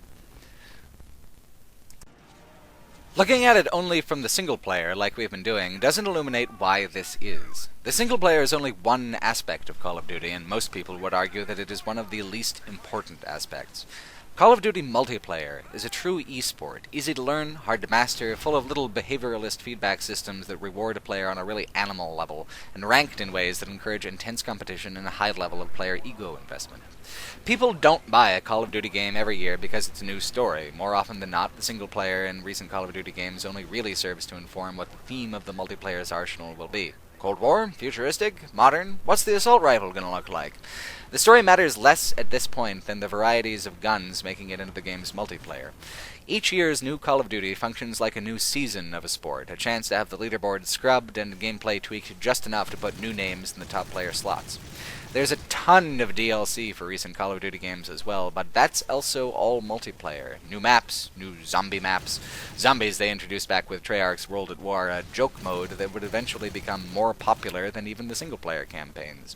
And why not? All the replayability is in the multiplayer, all the player enthusiasm is in the multiplayer, and most importantly, all the microtransaction money is in the multiplayer. What happens to Captain Price and company is completely secondary to the river of money flowing freely from the multiplayer's popularity. The end of Modern Warfare 2 left two major plot threads for the next Modern Warfare to pick up on. One good, the Russian invasion of the US, and one bad, the Bond-villain shenanigans of the sneaky Russian Makarov. They decide to resolve the Russian invasion of the US within the game's first 2 levels. Seriously, the only part of the plot that was remotely compelling, that actually acted on the thematic strengths of the franchise, is treated like a burden to what Modern Warfare 3 sees as the really important plot, namely the two-man war between Price and Makarov. At the end of Modern Warfare 2, you killed General Shepard, which the United States wasn't especially understanding about, so Task Force 141 starts the game as hunted fugitives. So that's half your missions, globe-trotting missions of revenge by men so capital-letter elite that every global superpower can be turned against them and it isn't really that big of a deal. And the other half is as an American Delta Force soldier working under the call sign Metal. In the first 2 levels, Team Metal saves New York and single-handedly turns back the Russian invasion that occupied 2/3 of the previous game, using bullets and bombs and numerous quick-time events. It's so strange. The first Modern Warfare wasn't an example of genius writing, but it had meaningful points made cleverly. This, a developer's kid could have written the script on the back of a Chuck E. Cheese napkin, and it would not be much different from what was literally included in this billion-dollar grossing game. It's also a major tone shift from how Call of Duty games have, for the Infinity War titles at least, approached soldiers in war. Including the perspective of an average soldier is one of the most relatable things about the early games. One of the most charismatic things about Call of Duty 2, for instance, is how it emphasizes and glorifies moments of extreme bravery and selflessness on the part of people who, when the war ends, will go back to being regular people. It makes you appreciate what was done, historically, in terms of the war. There wasn't anything special about the soldiers as soldiers, it was everyone's job to do their job, no matter what, and then all the excitement and the horror happens in the no matter what. The culture of Call of Duty's multiplayer really negatively impacted how the single-player stories are told in this area. In multiplayer, it's not about soldiers doing a serious job, it's about players trying to prove they're better than other players. It's about being the best, better than the best when possible. There's a fetishization of eliteness. Now, Special Forces have always been part of the Call of Duty games for gameplay and level variety if nothing else, but there was always a working-class GI counterbalance to them. There was an interest in showing the spectrum. Modern Warfare 3 is the first title in the Call of Duty franchise that has no interest in average anything. It's either the best this and the most elite that, or it's nothing. This attitude and outlook discolors everything it touches in the game. Modern Warfare 3 plays its own game with the previous titles, a game of one-upsmanship that causes it to trip itself up more often than it pushes itself to do anything interesting. Let's look at two levels, one where self-one-upsmanship works and one where it categorically does not. The game's best level, I think, is Turbulence, where the Russian version of Air Force One is forced down and the fight that begins at 20,000 feet in the air continues all the way down to the ground as your plane rolls, tumbles, crashes, burns, and falls apart. It's the kind of AAA action experience that I actually do buy these kinds of games for in the first place. 15 to 20 minute stretches of outrageous special effects firing off smoothly and perfectly. The use of light, shadow, and gravity in the level is just fantastic. It's beautiful. To be honest, much of Modern Warfare 3 is beautiful, visually. It's easy to rag on the game. By so many standards, it's a mess. But if there was a specific award category for burning scraps of paper blowing lazily through the smoke-filled air, Modern Warfare 3 would win it. It has such exquisite care taken with the most tangential throwaway details, and no care whatsoever taken with the big-picture design. Case in point, sometime following a series of vicious gas attacks in a completely unnecessary and nonsensical Russian invasion of Europe, you find yourself chasing a bomb maker in a dead and devastated Paris. You find the guy, and the chase proceeds all the way up to the base of the Eiffel Tower. You know where this is going, of course. When you're spending what must be actual millions of dollars crafting a scene meant to be experienced straightforwardly that Team America World Police did for laughs and with puppets, you have made a critical mistake. Shouldn't that be obvious? Everything Team America makes fun of, the tendency for Americans to feel completely entitled to do anything they want anywhere in the world by the virtue of being capital letter good guys, and the complete idiocy of action movie logic, all of this is presented with uncritical enthusiasm in this game. After all, it just took Player One at the helm of Team Metal to kick the Ruskies out of the US of A, and we all know that the Europeans could never handle their own conflicts without our help, right? Get Player One over here, those surrendering French are in trouble again. Modern Warfare 3 has a way of looking at the world that is as childish as it is proudly narcissistic. We can see the breakdown of that in how it shows its quote-unquote shocking moment. That moment is in the London level, where a suspected gas attack is about to take place. One truck is a decoy. The other truck? Well, as you're about to crack that sucker open, you get bumped into a different perspective. The Davis family vacation. I thought it was a cutscene at first, then I realized I was supposed to guide this digital father towards his digital daughter while she plays with the digital pigeons. Then, a familiar truck pulls up next to her. I mean, what did you think was going to happen? Press X repeatedly to help your daughter order a crepe? Come on, this is Modern Warfare 3. Literally the only reason the game would have to show you this kid right now was to also show you this kid getting the absolute bejesus murdered out of her. In Modern Warfare, Aftermath was a shocking moment with a serious point. No Russian was a poorly conceived level with a serious point. This is an obvious and infantile attempt to shock the player in the laziest possible way. The only point being made is that the dastardly, mustache-twirling villainy of Makarov is more dastardly than you even knew. Except, we did. He already done murdered that whole airport terminal with your help in the last game. It is neither surprising, nor shocking, nor even memorable. It's a tasteless, tacky moment of derivative, exploitative schlock. Making sure the player sees Makarov as the one and only villain and the only reason why any bad things happen to anyone in the game is one of Modern Warfare 3's weirder goals, and it's a big goal for the game.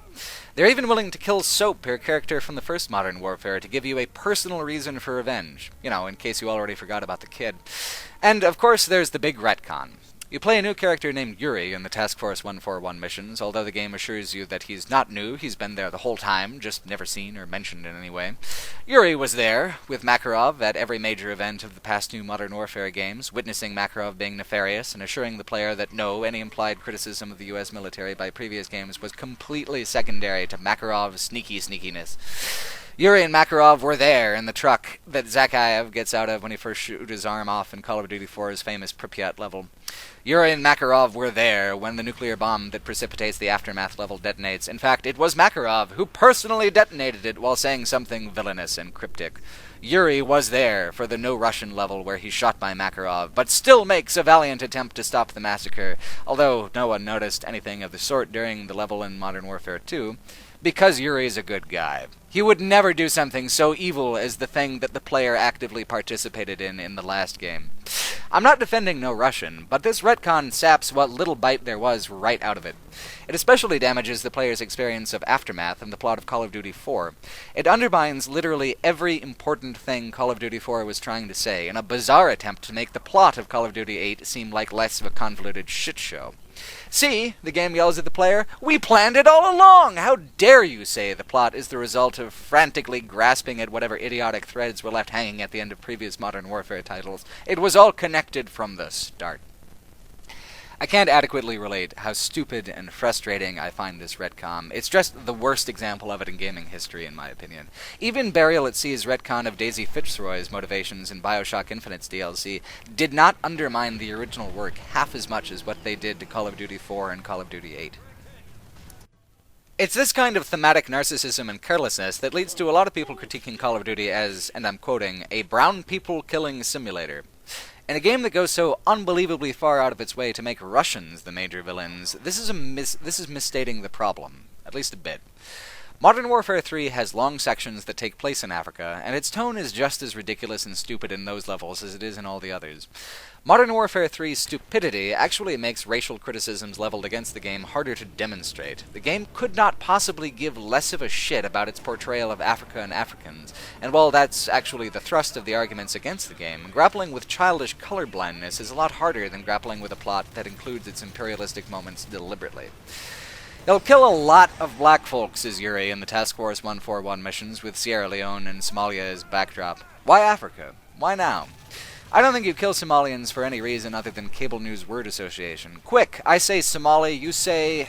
Did you say pirate? If not, good for you. For most Americans, though, the only time we ever read about Somalia is to talk about Somali pirates, and the only time we talk about Africa is to talk about how much better off we are comparatively. That's in terms of cable news, of course. People talk about Africa more often with more nuance in academia and in personal settings, but you could watch 2,000 hours of Fox News and not hear a single positive thing about the entire continent. Not just a single country, the whole continent of Africa. So, when Modern Warfare 3 sits down to think of what places it hasn't had you blow things up in yet, Africa is on the list. And Africa is only going to seem real to an American player if it conforms to that player's misconceptions about it. I am, in fact, including myself in this criticism. Americans have a painfully distorted view of Africa, and shockingly small opportunity to hear the stories of real Africans who could put a truth and a face to the careless headlines that we know them by. Is Modern Warfare 3 racist? Not deliberately, no more than America at large. It's not an antagonistic racism, the racism of giving deliberate offense. It's instead the racism of not even considering stopping to give a shit about how your portrayal of other cultures and peoples looks outside your own. That's how you get ridiculous statements like saying these racial criticisms of Modern Warfare 3 are injecting politics into Call of Duty. Since the game doesn't even care, why should the player? This isn't about Africa, this is about Captain Price getting his sweet, sweet revenge. The funny thing about it is that the game's pacing is so convoluted and nonsensical that it doesn't even satisfactorily wrap up what it does want to wrap up. Since the sum total of global war boils down to less than a dozen individuals who talk in manly aphorisms, there was never really any political plot to resolve. The Russian president, the same one who invaded the US, is kidnapped by Makarov, so when the Americans sacrifice themselves to rescue him in the last level, he's just so gosh darn grateful that he ends the war. And invading Europe, that was all that Makarov guy. They'll be forgiving about it. All you need is that one rescue mission, and literally every aspect of this apocalyptic international crisis is resolved. Except revenge. So for your last mission, you play as Captain Price, at long last, for the first time in franchise history, as you fight your way up to Makarov's posh hideout skyscraper and onto the roof, where, of course, you defeat him in an extended hand-to-hand combat sequence and quick-time events. This used to be a franchise that wanted to differentiate itself from other shooters by being faithful to the real-life experiences of veterans, by being grounded in a sense of reality. Now, you're finishing off the most profitable trilogy of action games in entertainment history and saving the world by strangling a solitary, shifty Russian to death with a nylon cord. To make a good war game, not a realistic one, but a good one, they should have kept at least one finger on the railing of reality. They didn't. They could have used the multiple perspectives and multiple fronts that define a Call of Duty game to paint an interesting composite of how modern armies are used, and they are used in fascinating ways. But instead, the game sees itself as an action blockbuster, like a Hollywood action blockbuster. By embracing some of the things that games do uniquely from movies, like the first 4 titles, Modern Warfare 3 wouldn't have been quite so viciously disappointing. But its prioritization of the linear storytelling of movies without any of the nuance of a good war movie dooms it from the concept out. For the franchise, it was becoming clear that the only thing that you could count on was that the next Call of Duty would try to cram in even more explosions, even grittier violence. I don't know if anyone expected the Treyarch games to eventually become more creative than the Infinity Ward games, but it happened with Black Ops 2. It makes a serious effort to try to shake up the formatting and pacing of a Call of Duty campaign. It's hamstrung by its compulsive need to one-up the previous title, and to try to build on plot leftovers from a previous title that had already resolved itself satisfactorily. In other words, Treyarch was about to make a bunch of the same mistakes with Black Ops 2 that Infinity Ward made with Modern Warfare 2. Treyarch's signature disregard for reality and sense makes the plot absolutely anarchic by comparison, though, and there's a lot of fun in that. Most importantly, though, it is the first and only Call of Duty with a modular plot and different endings depending on completing certain bonus objectives within the missions and completing bonus strike missions. More than anything, this campaign configuration is what makes Black Ops 2 feel fresh. Like Black Ops before it, this game is told using the frame of an interrogation. Mason's son, also a soldier, because of course he is interrogating a geriatric Woods about a fella named Menendez. Woods relates the incidents he remembers that shaped Menendez into who he came to be. It's only a partial frame, though. Mason's son, who's referred to by his codename Section, advances the plot in the game's primary time frame, also a couple decades in the future. Instead of 2 perspectives divided by fronts, you have them divided by time. That's a clever solution to Call of Duty format fatigue.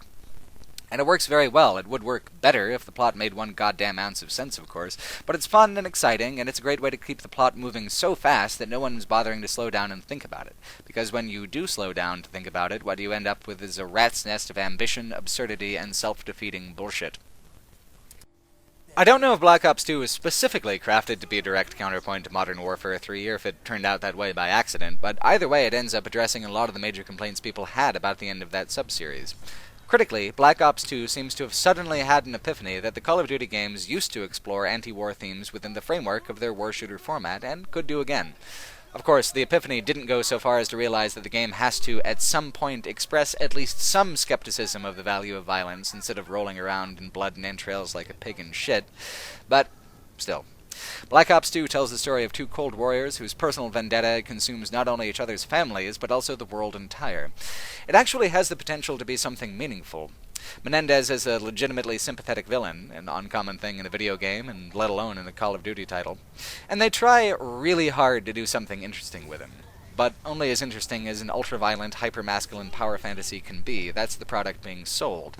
Black Ops 2 beat Modern Warfare 3's sales records on the promise of that specific experience. It grossed $1 billion globally within 15 days of its release. The multiplayer was, of course, the main reason people bought the game, but the single-player campaigns in these later Call of Duty titles are meant to mirror the things being rewarded in the competitive multiplayer. Things like self-importance, the value of skill over immersion, and an almost compulsive drive towards spectacular violence. Even though there are thousands and thousands of skilled and enthusiastic female Call of Duty competitors, the franchise has never marketed to them. It conceives of competition as being an inherently masculine thing, which is a toy company's view of the world. I recently read an article in the Seattle Times about how, after the Hunger Games movies came out, demand for bow and arrow toys for girls went through the roof. So the toy companies started selling the bows in pink and purple, since that's how girls' toys are supposed to be, right? The toy companies missed the point. Girls wanted to be like Katniss, to be brave and unyielding. Pink and purple didn't enter into it even remotely. Contemporary Call of Duty campaigns go out of their way to tell manly stories of manly men, at least partially because they construct success in the multiplayer as being a male achievement, to be leader of the pack, top dog, the alpha male. The desire to be competitive and ruthlessly competent isn't gendered at all, of course, it's just a point of individual preference. Selling Call of Duty as a male power fantasy isn't necessary. It's as silly as selling pink and purple bow and arrow toys to girls, but it's how they choose to do it, because by 2012, every time they release a Call of Duty game, they receive $1 billion. $1 billion. There is one sacred cow in Call of Duty, and that is the cash cow. You can give the game a sympathetic villain, you can even include an anti-war message, but my god, whatever you do, don't do anything that will make a player feel less manly and important about spending hours unlocking new assault rifle camouflage in the multiplayer. The plot itself is a peculiar hodgepodge of the kind of freewheeling pulp nonsense of the first Black Ops, mixed up with a heavy-handed political allegory that tries and fails to take after Call of Duty 4. On the serious side of things, you have Menendez, a Latin communist who's responsible for your pal Woods getting tortured nearly to death. Mason shoots his eye out, and some years pass. Menendez has been personally wronged by the United States quite a bit in the meantime. They assassinated his father, although the game is quick to point out that his father was a drug kingpin. American businessmen committing arson for insurance money put his sister in the hospital, and then Woods and Mason would put her in the grave when they finally catch up with Menendez. There's a lengthy mission that has you actually play both perspectives of his sister's death. Menendez, as he fights his way back to his sister after being arrested and then released by a very slimy video game version of Manuel Noriega. Noriega actually sued Activision on the basis of his inclusion in the game as an unrepentant shitbag, and lost, ruling that the portrayal was fair satire. Then the game switches to Mason as he and Woods come after Menendez when they realize that Noriega let him go. Mason tries to stop Woods from throwing a grenade at Menendez. Of course he does, right? Mason's a good guy, and a good guy wouldn't let Woods go apeshit now, even if he had never said one critical word about Woods' literal love of blood and violence until now. So, Mason knocks the grenade, and it goes into Menendez's sister's room. It's an explosion of emotion. So Menendez's hatred of America is cemented and sharpened to a fine edge. As the future comes on, so the plot goes, enough of the world has been wronged by America the same way that Menendez has been wronged by America, that there's enough people to form an army of the disenfranchised and marginalized, a violent revolution of those who colonialism has traditionally hurt. With Menendez at the head with only one eye and one goal. That's not really a bad setup. It's not grounded in any kind of realism particularly, but by action movie standards, it's really pretty slick. Of course, they make sure to balance any criticism of the shady ways the U.S. military was used in the 80s. I mean, quick, try really hard to remember what the justification was for the U.S. invasion of Grenada in 1983, with making sure that Menendez still acts like a cartoon villain when given the opportunity. He makes all of his money from drugs, he's murderous and cruel, he acts like a total piece of shit when the chance arises. He is never not the villain, even though Mason, Hudson, and Woods are equally murderous and cruel. As far as bloodthirstiness is concerned, they're pretty much rough equivalents. It's a disappointment that the game didn't have the guts to fully explore an equivalency between these characters and nations. Like World at War, it's a game that could have been better if it was half as nihilistic as it thinks it is. The game is also asking you to take this story of revenge across generations of war seriously, at least on some level, in the same breath it asks you to fire rockets at helicopters from horseback. The first Black Ops did not have a single moment where it wasn't winkingly over the top. Here, Black Ops 2 is absolutely convinced that since they went through all the trouble of not following the exact same cliches that Modern Warfare 3 included, it will seem impressively serious by comparison. But it isn't a serious game. It's violent, self-indulgently violent, and relentlessly dark and cynical. But it's all within the context of making the player feel good about themselves. All the anti-war themes of the plot, the self-conscious and excessive grittiness of the presentation, they're both tempered and undermined by the drive to be, above all things, fun. Instead of acknowledging this disconnect and emphasizing its distance from reality, Black Ops 2 stubbornly insists that its contradictions actually complement each other and that a player's immersion can be maintained through momentum alone. The optional objectives and goals that can alter the course of the narrative, and the way minor player choice is incorporated even into the between-mission menus, gives the relatively limited player agency more weight than it might otherwise deserve. It's slickly incorporated, but only in a binary kind of way. The game telegraphs really early on, for instance, that there would be a major betrayal, and at one point you're supposed to, as Woods, kill a hooded man who it's pretty obvious is actually Mason. It was made very clear that this was a big choice moment, so I shot the two guards next to him to free him. Well, that wasn't a valid choice. Mission failed. So I figured maybe I guessed wrong, maybe it's not a choice, so I shot the hooded figure. And then the big reveal, "Oh no, Woodshot Mason! How could he have known, except for the elaborate and heavy-handed foreshadowing the past 4 hours? It was the choice, after all. I was just apparently supposed to wait it out, not listening to the voices yelling at you to kill." It's a good scene, good enough anyway, if you realize that it's a binary choice and choose accordingly. If you don't realize it's a binary choice, well, you done fucked up, and now your game is saved. So you get the bad ending. Well, bad if you're rooting for the main characters. If you happen to find them all highly dislikable, I think the bad endings are the more fitting ones. In the good endings, you stop the Bond-villain parts of Menendez's plan, like a computer super-virus called the Solarium Worm, or a war he tries to instigate between the US and other coalitions of superpowers. You save some of your comrades from an otherwise grisly death. Menendez is thwarted. The US is still #1. In the bad endings, Menendez's plans come to fruition and war rages everywhere. Not only do you feel the ramifications of this in the last few missions, but in the extensive epilogues as well. In the ending I got, Menendez pretty much succeeds, but is caught. I let him live, so he breaks out later and kills Woods before later killing himself, his revenge total and complete. I loved it. In this ending, everyone dies and nothing is learned. It's the most honest ending to a Call of Duty game I'd seen in 4 years. It's much more in keeping with the themes of the narrative as well. As the adage goes, an adage that the franchise itself quotes, before embarking on a journey of revenge, first dig 2 graves. The game is so brutal, and takes such genuine delight in its brutality, that seeing all of the characters meet brutal ends seemed very much appropriate. The right way to play the game might give you the happy ending, but I'd be genuinely interested to see the results of a show of hands for people who actually care about a happy ending in a Call of Duty game.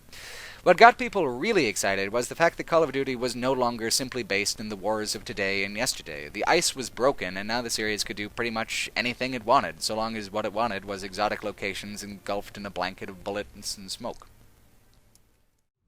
The next game is the 10th in the franchise, and it really feels like it.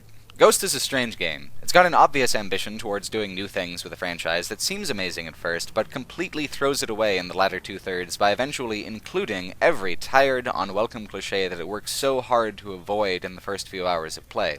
It's also a weird blend of themes, characters, and plot points from previous Call of Duty games, in such seemingly random clumps that it's as if Ghosts really is Call of Duty the franchise, put in the blender on puree for 2 minutes and then poured into an expensive crystal glass. Out of all the 9 previous games, though, its primary inspiration is Modern Warfare 2. It's as if they took everything that really worked right about that title, America Under Siege, brief segments in space, a sense of being on the losing side of the battle for once, and refocused on them, almost ignoring what Modern Warfare 3 got wrong. This strong start gives an illusion of quality that lasts through the first third of the game. It's the setting that sells it for as long as the selling's good. Ghost's world is a world where America isn't #1 anymore, and where there are an awful lot of nations that think they'd do a better job in the #1 slot. As the game opens, your character and his brother experience the orbital bombardment of San Diego firsthand. I actually grew up in San Diego, and I was surprised how they captured the vibe of it. The architecture is spot on, and I got a lot of pleasure in seeing the red-roofed suburbia of my youth get completely flattened in the game's first 5 minutes. You see, the United States has an orbital superweapon that's maintained a stalemate between it and the Federation, a coalition of South American countries who have risen to political and military prominence following the decline of the U.S. economy. That sounds like a little like Black Ops 2 without Menendez, you say. And yes, it does.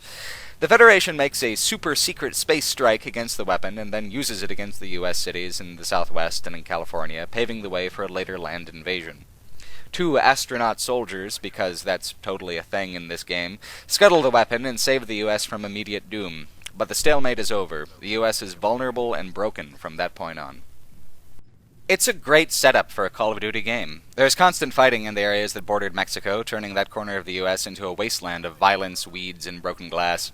Like Modern Warfare 2, using the speculative fiction of the plot to move the battles onto U.S. soil to make the war a defensive one gives a sense of justification to the violence and a sense of freedom to the player.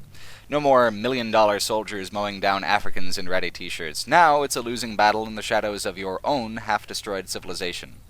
And they could have used the Federation to demonstrate that trying to achieve total political and military dominance over others is inherently an awful idea, no matter who's doing it.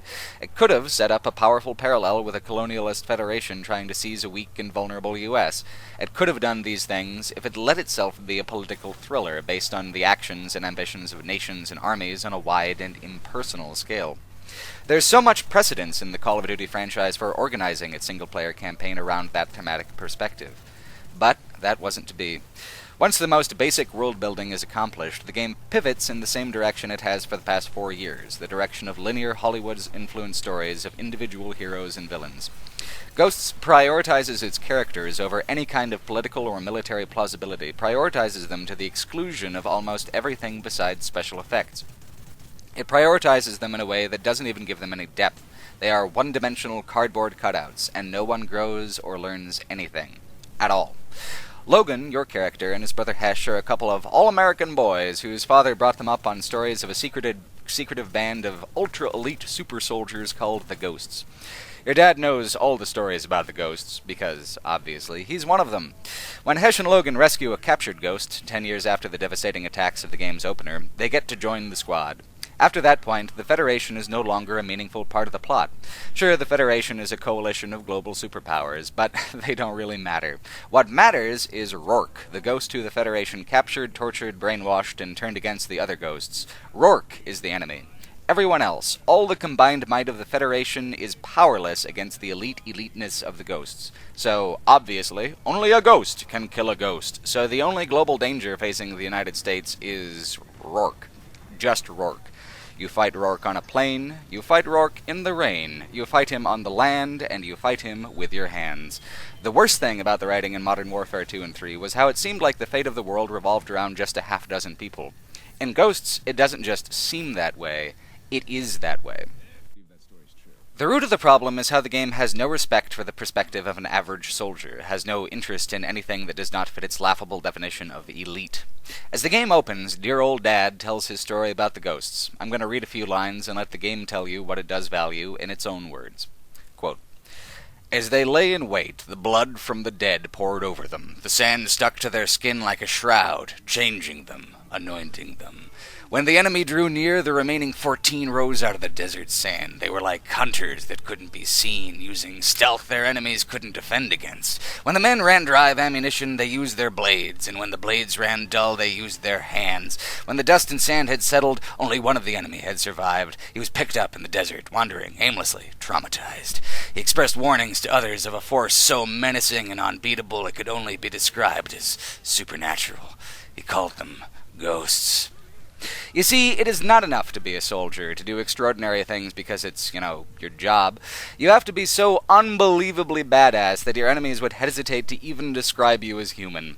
You can be that bitchin' wicked cool from the comfort of your own couch. You can pretend to be better than literally every other soldier in the entire world without even wiping the Cheeto dust from your chest hairs.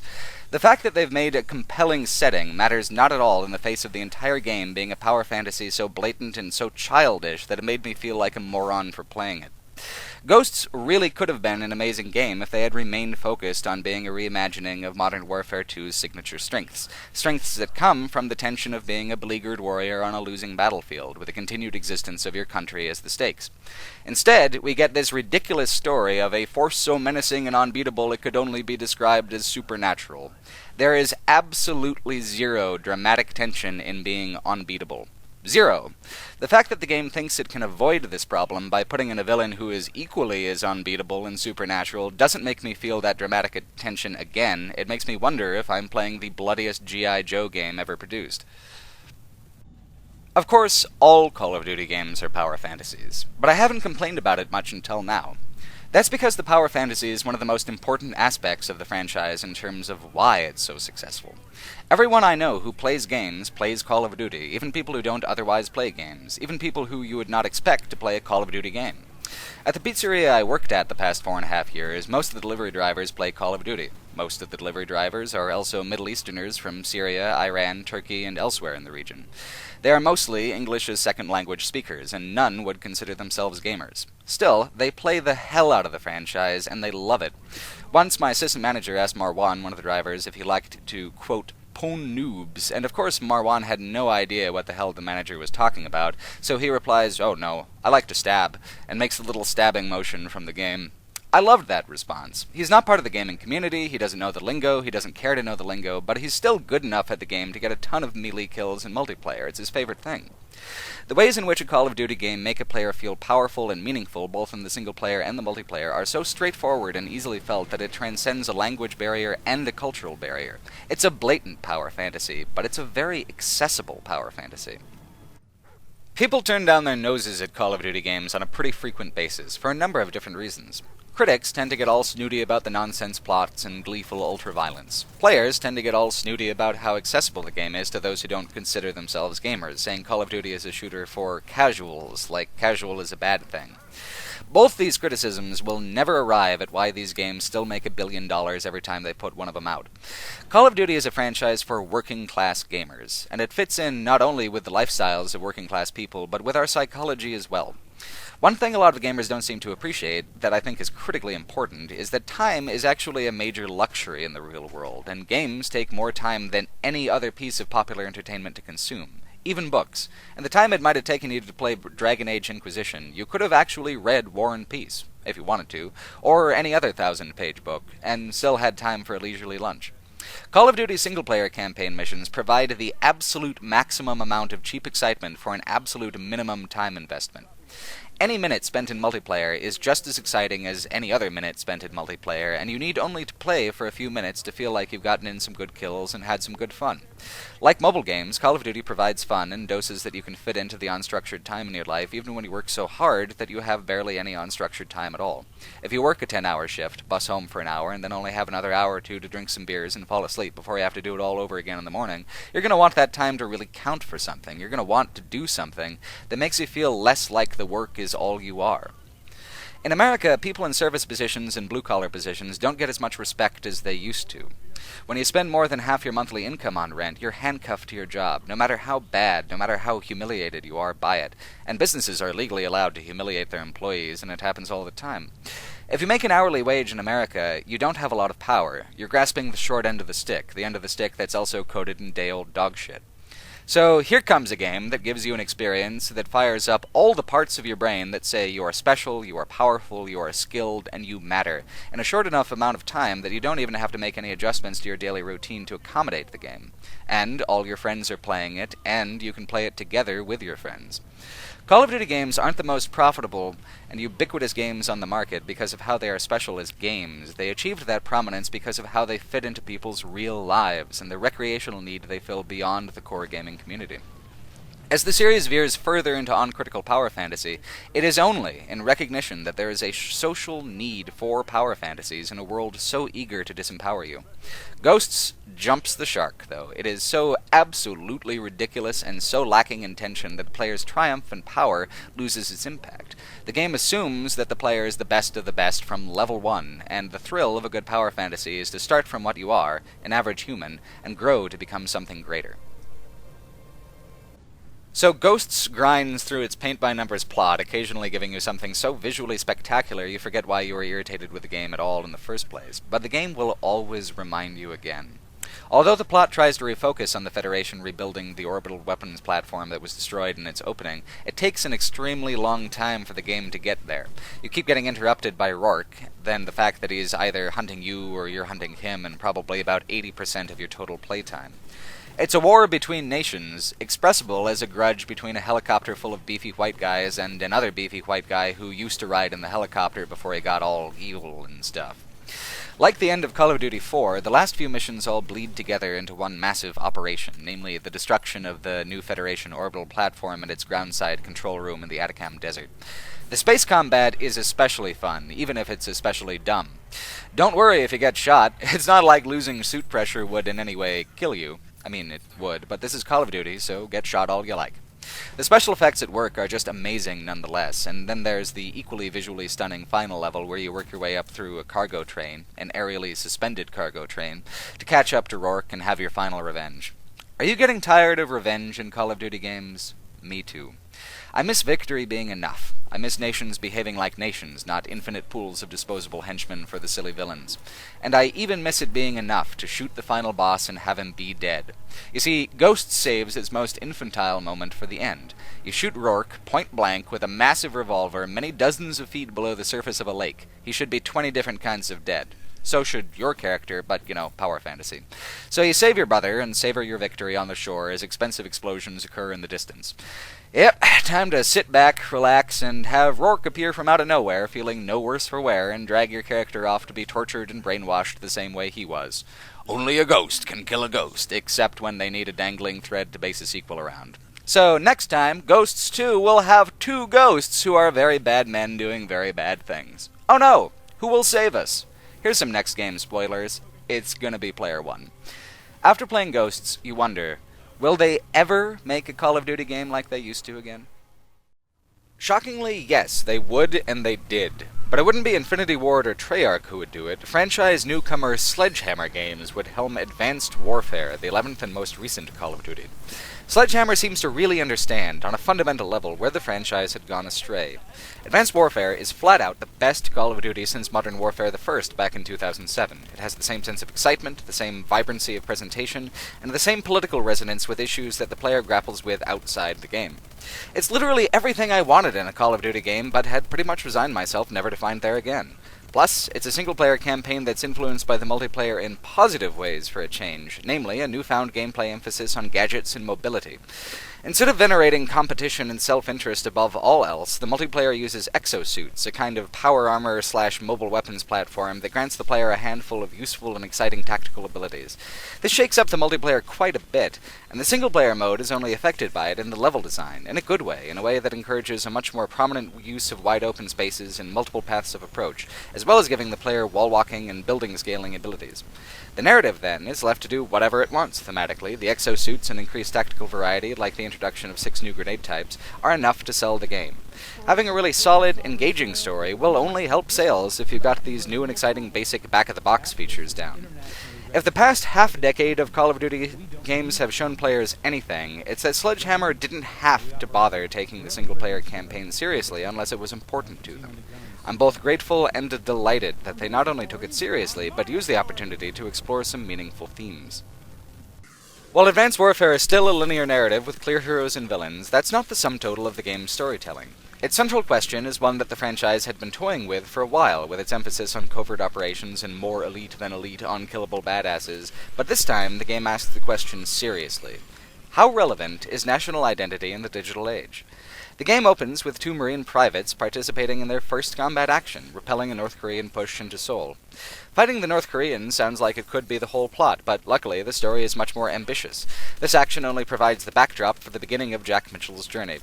For this mission, you fight alongside Will Irons, son of founder and CEO of Atlas, the world's largest private corporation. Will doesn't want to ride his father's coattails. He's got very traditional American values like independence, self-sacrifice, and loyalty to country.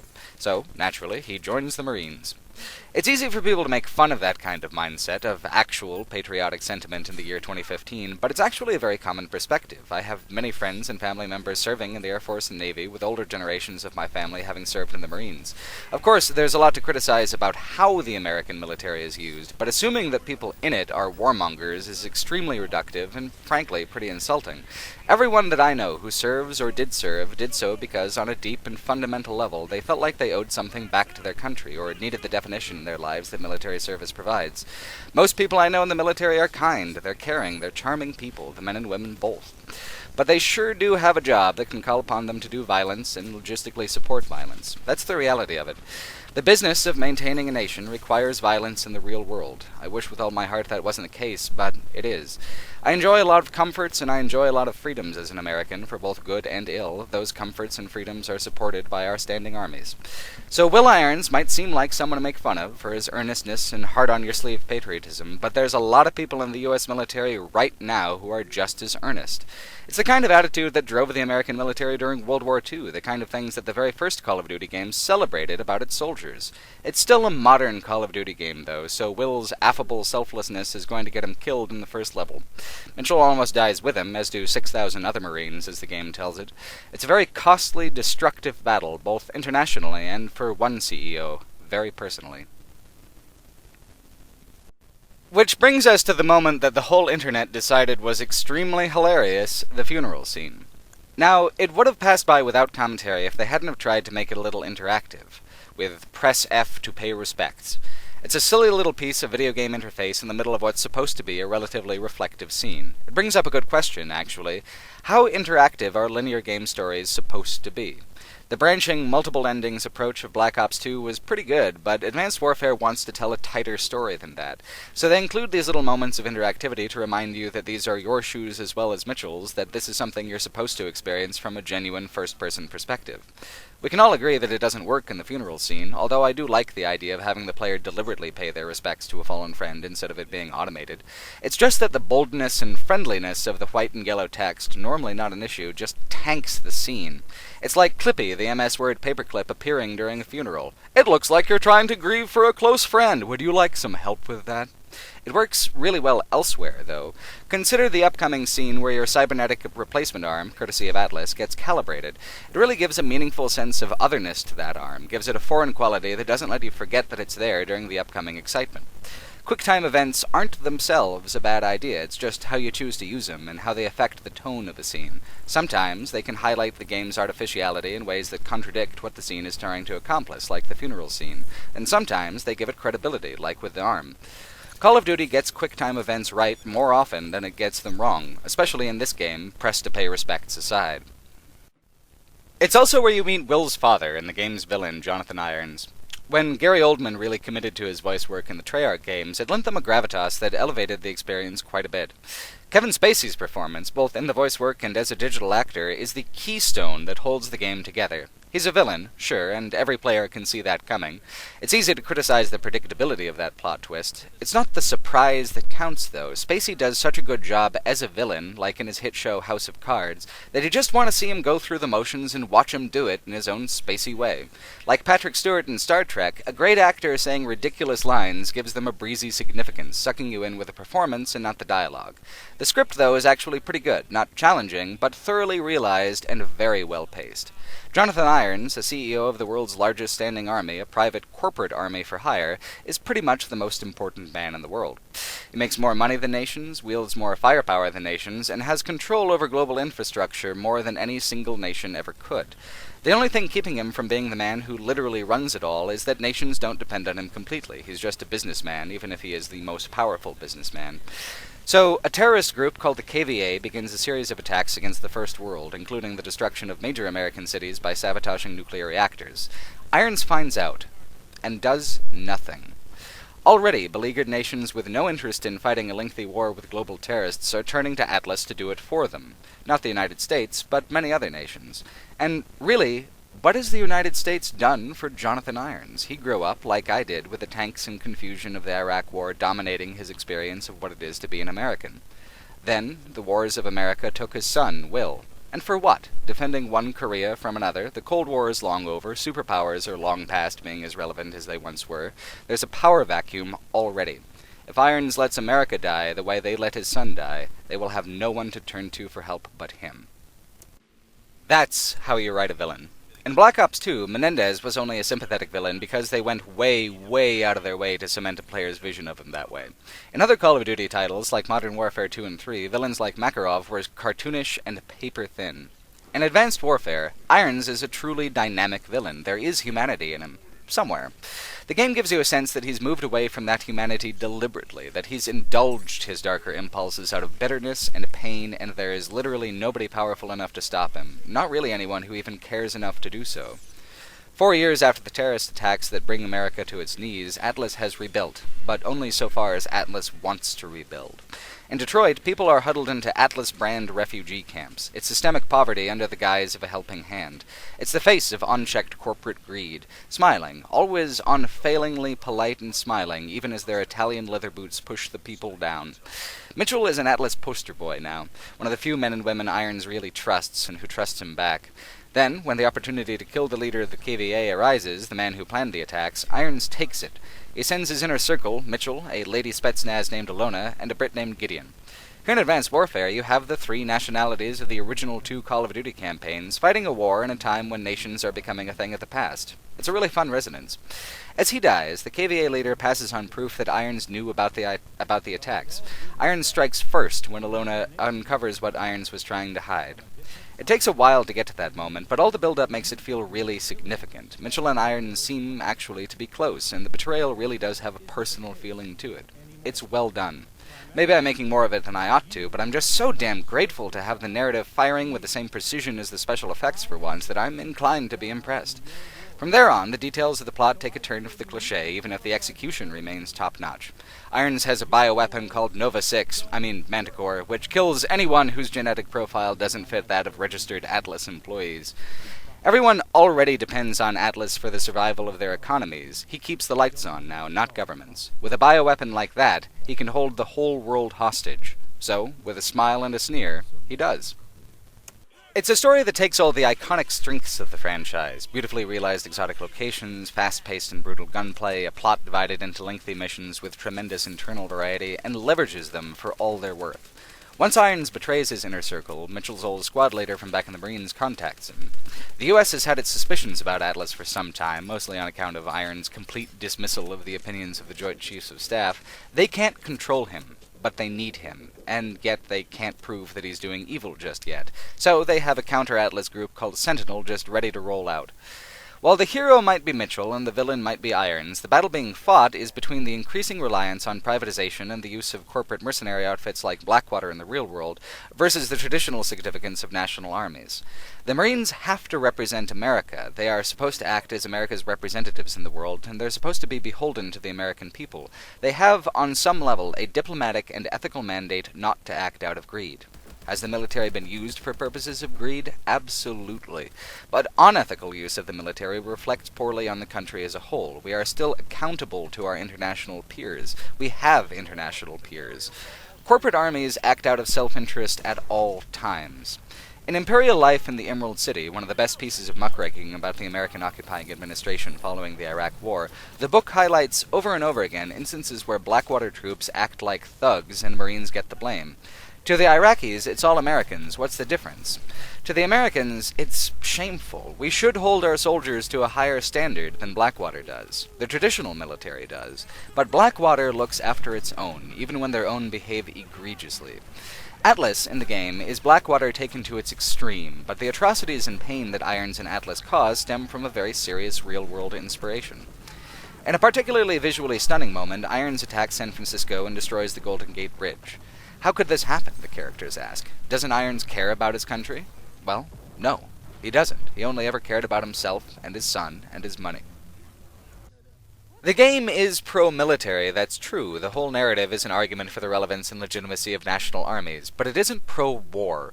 Besides being the best Call of Duty game since the first Modern Warfare, it's the closest game in tone to Modern Warfare as well. It has a strong skepticism of war. Even Irons has a dislike of war. For him, the point is that with him in charge, there will be no bullshit, no petty disputes settled with blood.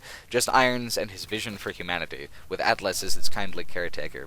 Of course, Irons' vision is as dark as he is. Even if he believes in a future without nations and war, he has no regard for the value of an individual human life. One of the game's really knockout moments is toward the end, where Mitchell and friends are brought to a secret Atlas prison camp. There, people are treated like meat, with a ruthless corporate efficiency. This, too, is Irons' vision of the future. Without nations, he is forever without accountability. The Marines, with Mitchell and the rest of Sentinel, are the world's last hope to make Irons face some kind of justice. The values they hold as an organization, traditional American values, make them a perfect counterweight to Atlas. Advanced Warfare takes the kind of soldier that it venerated in Call of Duty 1, 2, and 4, and then puts them in a situation where the struggle isn't just for the survival of life and country, but the survival of the culture of service, the value of an organization that has to represent its people. Mitchell is not a bloodthirsty meathead like Mason and Woods from the Black Ops games. He's modeled after the likable masculinity you see in movies like Lone Survivor. He's modeled after soldiers who, when the war is over, will go back to being regular people. If it wasn't for Irons, after all, would Mitchell even still be a soldier 4 years after Will's death? He's a developed enough character and feels vivid enough that you get a sense that maybe he might not be. His good guyness comes from somewhere deep within, not just so that the player can feel like a big important hero without really thinking about the killing they're doing. Even if you sure do end up being the big important hero by the end. The supporting cast are similarly earnest and well-meaning. The game makes you think that Gideon will betray you, for example, but he doesn't. And Alona is the franchise's strongest woman warrior. She holds the same values as the male characters and displays the same competence, and she never gets shoehorned into a romantic moment. Alona's a good woman. Gideon and Mitchell are good men, fighting overwhelming odds in a fight whose need is obvious and clear. By eliminating the cheap cynicism and the sadistic edge that crept into recent Call of Duty titles, they have made a shooter that is truly charismatic right down to its bones. It's an earnest game, and that is the most refreshing direction that the franchise could have moved. Who can say if that quality will be maintained? Treyarch and Infinity Ward are both making their own Call of Duty titles again, and the franchise will still be an annual one. Will Sledgehammer's success force the other two studios to try a little harder? I hope so. Advanced Warfare is one of the only Call of Duty spin-offs that sets up its own sequel in a deliberate way, a way that I hope will prevent the grasping at straws that's so detrimental to the narratives of Black Ops 2, Modern Warfare 2, and especially of Modern Warfare 3. As the game closes, you fight, with only one good arm because Irons destroys what he gave Mitchell, to stop the global distribution of Manticore to the world's military bases. If the launch is successful, there will be no more soldiers, no more nations, only Atlas. So Mitchell stops it in the nick of time because, hey, power fantasy, and you chase Irons down personally. He clings to your bad arm, your broken arm, suspended above the flames of his own creation. You take your good arm and hack off the cybernetic one. Irons falls. No extended sadistic scene where you personally smash his face into pulp. He gave you that arm, your killin' arm. Give it back. It's so satisfying.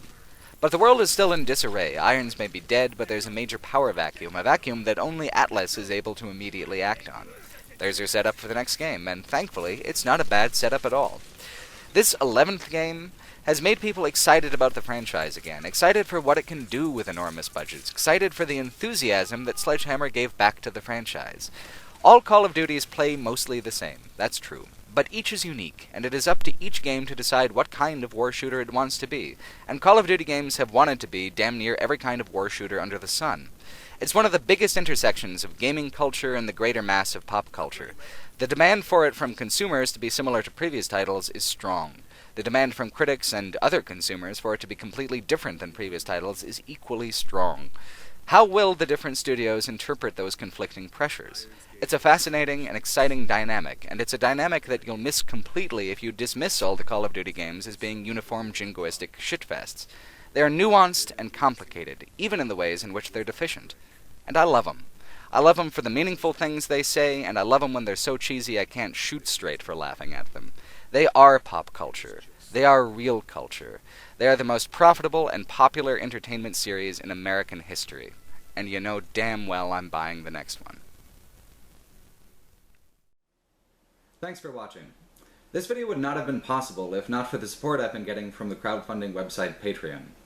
Call of Duty games cost a lot, and I haven't really been able to justify spending $60 on the new ones until I got the money that I've been getting from crowdfunding. I'd like to thank by name some of the patrons that are in the $10 and over category. That would include Christian Zacharianson, Soeb Sheik, Pat Hay, Yuri Petnitz, White Zero, Espen Steinsnez, Irvin, William Kreusch, Joshua Hartnett, Oliver Hendliken, Joe Wolf, Kimmo Heikkinen, Stephen Person, Richard Stevenson, Jonas Neefs, Hakan Seyelioglu.